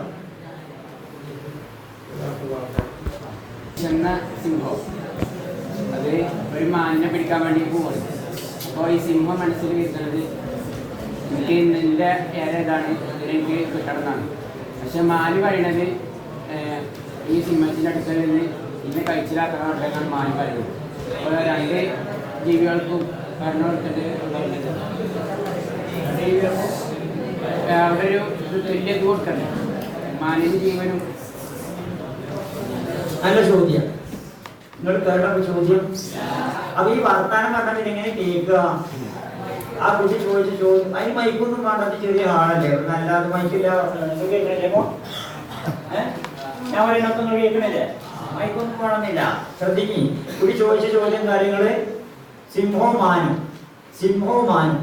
സിംഹം ഓടുകയാണ് മാനിനെ രക്ഷപ്പെടാൻ. സിംഹം ഓടുകയാണ് മാനിനെ കിട്ടാൻ.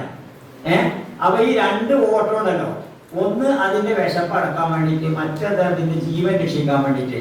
ഈ രണ്ടിനോടും തുല്യ നീതി എങ്ങനെ സാധിക്കാന്നാണ്. അപ്പോ മാനിൽ നിന്ന് രക്ഷപ്പെടാൻ ഒരുപാട് ചെടികൾ വളർന്നിട്ടുണ്ടാവും അല്ലേ. മാന് ചെടി അത് സസ്യമുഖയിക്കാരം. അപ്പൊ സസ്യമുഖമായിട്ടുള്ള മാന് ചെടി ഒരുപാട് ചെടികൾ വളർത്തുണ്ടാവും. ആ ചെടികളെടുത്ത് മാൻ കഴിക്കാൻ സമയത്തും ആ ചെടികൾ പറയുണ്ടാവും ഈ മാനിന്ന് രക്ഷപ്പെടാൻ ജനേ. ഈ പ്രകൃതിയിലെ ഒന്നിനെ ഉപയോഗിച്ചുകൊണ്ടല്ലേ മറ്റുള്ളതുള്ളത്. അത് മനുഷ്യൻ അത് പ്രകൃതിയിൽ തന്നെ വെച്ചിട്ടുള്ള നിയമമാണ്. പലതരം ലോകങ്ങൾ, mineral kingdom, vegetable kingdom, animal kingdom, human kingdom ആണോ. ധാതുലവണങ്ങളുടേതായ ലോകം അതിനെ സൃഷ്ടിച്ചതിന് വേണ്ടിയിട്ടാണ്. അത് മൃഗങ്ങൾക്ക് വേണ്ടിയിട്ടാണ്, വെജിറ്റബിൾ കിങ്ഡത്തിന് വേണ്ടിയിട്ടാണ്. വെജിറ്റബിൾ കിങ്ഡത്തെ സൃഷ്ടിച്ചിരിക്കുന്നതിന് വേണ്ടിയിട്ടാണ്, മനുഷ്യന് വേണ്ടി. അപ്പോ ധാതു ലവണങ്ങളെ സൃഷ്ടിച്ചിരിക്കുന്നത് സസ്യലോകത്തിന് വേണ്ടിയിട്ടാണ്. സസ്യങ്ങൾ ധാതുക്കൾ വലിച്ചെടുക്കുന്നു, സസ്യങ്ങളെ സൃഷ്ടിച്ചിരിക്കുന്നത് മൃഗങ്ങൾക്ക് വേണ്ടിയിട്ടാണ്. സസ്യങ്ങളെ ഉപയോഗിച്ചുകൊണ്ട് മൃഗങ്ങൾ ജീവിക്കുന്നു. മൃഗങ്ങളെ സൃഷ്ടിച്ചിരിക്കുന്നതോ അത് മനുഷ്യന് വേണ്ടിയിട്ടും മറ്റു അതിന് വേണ്ടിയിട്ടാണ്. അപ്പൊ ഓരോന്നിനും ഓരോ പർപ്പസ് ഉണ്ട്. ആയുധ തീരാന് ഇനി മാനിനിപ്പോ ആ സിംഹത്തിന് രക്ഷപ്പെട്ടാലും ആ മാന് ജീവൻ പോകുമല്ലോ കുറച്ച് കഴിഞ്ഞാലേ. അപ്പൊ അതിന്റെ ജീവൻ അവസാനിക്കുമല്ലോ. അവസാനിക്കണതിനുള്ള ഒരു വഴി ഇതായതേ ഉള്ളൂ. അപ്പൊ ഈ ലോകത്ത് മിനറൽ കിങ്ഡം എന്തിനു വേണ്ടിയിട്ടാണ്? അതിനൊരു പർപ്പസ് ഉണ്ട്, ഒരു ലക്ഷ്യമുണ്ട്. അത് വെജിറ്റബിൾ കിങ്ഡത്തിന് വേണ്ടിയിട്ടാണ്. വെജിറ്റബിൾ കിങ്ഡത്തിന് ഒരു പർപ്പസ് ഉണ്ട്, അത് ആനിമൽ കിങ്ഡത്തിന് വേണ്ടിയിട്ടാണ്. ആനിമൽ കിങ്ഡത്തിന് ഒരു പർപ്പസ് ഉണ്ട്, അത് മനുഷ്യരോഗത്തിന് വേണ്ടിയിട്ടാണ്. അല്ലാഹു തആല പറഞ്ഞില്ലേ, ഇബ്ന ആദമ ഖലഖതുൽ അശ്യാഇ അജ്ലിക വ ഖലഖതുക ലിഅജ്ലി. അല്ലയോ മനുഷ്യപുത്ര, ഞാൻ എല്ലാ സൃഷ്ടികളെയും ജീവജാലങ്ങളെയും ഞാൻ ചരാചരങ്ങളെയും പഠിച്ചിരിക്കുന്നത് നിനക്ക് വേണ്ടിയിട്ടാണ്, നിന്നെ പഠിച്ചിരിക്കുന്നത് എനിക്ക് വേണ്ടിയിട്ടാണ്. അപ്പൊ മനുഷ്യന്റെ അടുത്ത് പിന്നെ മനുഷ്യനെ അള്ളാന്റെ അടുത്ത് ഇങ്ങനെയാണ് ഈ പ്രകൃതിയുടെ രീതിയുള്ളത്.